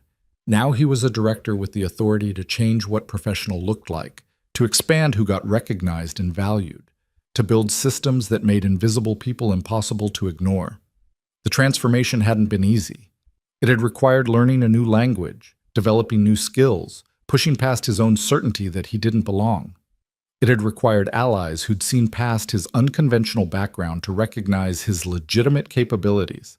It had required Claire Donovan choosing accountability over convenience, Margaret Foster pushing him past his self-imposed limitations, James Chen believing his perspective had value worth developing.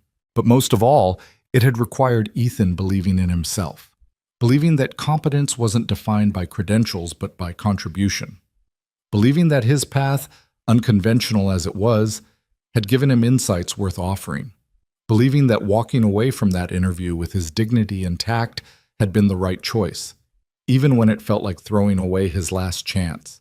He settled into his new office, logged into his new computer, and pulled up the implementation plan for scaling the Operational Intelligence Initiative. There was work to do, teams to build, resistance to overcome, skeptics to convince. The fight wasn't over. In many ways, it was just beginning. But Ethan Brooks was ready. Not because he'd stopped being afraid, but because he'd learned that courage wasn't the absence of fear. It was doing the work anyway, showing up fully, refusing to let doubt define his limits. That evening, he texted his son. "Dad didn't give up, and neither will you." The response came quickly. "I know, Dad. You're the bravest person I know." Ethan stared at those words, feeling their weight and their truth. He'd walked into that interview room months ago believing he had nothing to offer beyond desperation. He'd walked out knowing he had something more valuable: dignity, competence, and the courage to keep pushing forward even when doors closed in his face. Now those doors were open. Now he stood on the other side, exactly where he'd earned the right to be.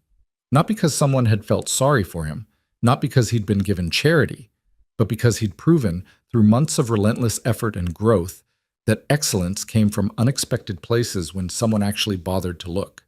He closed his laptop, looked out his office window at the city spreading below, and smiled.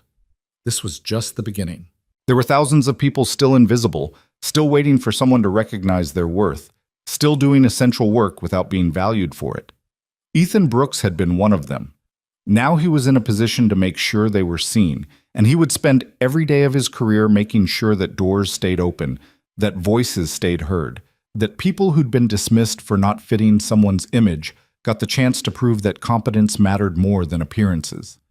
Because he knew, better than most, what it meant to finally be recognized for who you'd always been capable of becoming. The janitor who'd refused to beg had become the director who would make sure no one had to. And that transformation, earned through struggle and validated through results, was the most powerful kind of success there was. The kind that changed not just one person's trajectory, but the entire system that had tried to keep him invisible. Ethan Brooks had walked through the door, and he was leaving it open behind him,